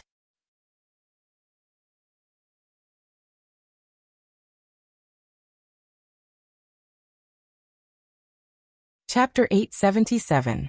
After returning to the stone castle, Gu Mingming's mood was very low. Elvis told Leah everything about Cole and Qi Xian. Actually, children needed to be independent after they grew up. If Gu Mingming had not stopped them, the three young ones would have long gone out to fend for themselves. From the day they evolved, they no longer had any relationship with their original family. But because of Gu Mingming's persistence towards her family, Leah and Elvis made an exception and used the excuse that the three young ones had yet to fully evolve to keep them by their side. Seeing Gu Mingming's dejected look, Lee's heart ached. Sighing, Leah wagged his tail and sat beside Gu Mingming. He gently held her shoulders and placed her head on his chest. Children have grown up and have their own lives. You can't keep them by your side forever, can you? Leah kissed the top of Gu Mingming's head and said gently, "Moreover, don't you still have me and Elvis? The two of us will never leave you." Children had grown up and had to leave eventually. Gu Mingming understood this logic, but it did not mean that she did not feel sad. But fortunately, Qi Xian would come over from the secret tunnel every few days to eat and chat with Gu Mingming. Gradually, Gu Mingming's mood improved. However, the fact that Qi Xian, who had evolved the latest, was the first to become a first-level orc successfully stimulated the other three young ones, especially Kanwu. Then, in order to improve their own abilities, the three young ones started training in the will training mode at home. At first, the three of them fought each other, but later on, they found Leah to train with. When Leah wanted to cook for Gu Mingming, the three young ones started to target Elvis. Elvis was very unhappy that the three young ones he trained lost to Qi Xian, who was trained by Cole. So when he trained with the three young ones, he was very ruthless, but the three young ones became more courageous as they fought. They were not at all scared off by Elvis's ruthlessness, but instead entered a state of excitement. Time slowly passed as the father and son warmly sparred with each other, until a crack appeared on the snow sealing the cave entrance, and a gentle breeze blew in. Gu Mingming knew that a new year had begun. According to tradition, as the tribe leader and witch doctor, Elvis and Leah should host the first hunt after the new year. Gu Mingming was rather looking forward to the first hunt of this rainy season. After tidying himself and the three young ones, Elvis carried Gu Mingming in his arms. With a wave of his hand, the thin layer of snow blocking the entrance was smashed to the ground. Gu Mingming took in a deep breath of fresh air, then sighed in satisfaction. The weather was still a little chilly, and Elvis was afraid that Gu Mingming would catch a cold, so he used a large piece of beast skin to wrap her tightly. She did not resist and allowed Elvis to wrap her up. Sauter held the ceremony at the deity altar, and it was here that Cole exchanged the secret signal with her, using the phrase, "hoeing the fields in the middle of the day," to confirm her identity as the messenger of the beast deity. But when Gu Mingming and the rest arrived at the temple, they realized that a large number of Snow Fox tribesmen had already gathered there. It looked like the ceremony had been going on for half a day, and the one hosting the ceremony, was it Oakley? Gu Mingming frowned. She did not go up the stage and just watched quietly. You're tuning in to the Li Mei's Wuxia Whispers YouTube channel. We're so grateful for your support, and don't forget to subscribe to join us on this incredible journey through captivating stories. Your generosity through donations truly makes a world of difference, as it's the primary source of revenue that allows me to expand and enhance this channel for you. Thank you from the bottom of my heart for being a part of this adventure.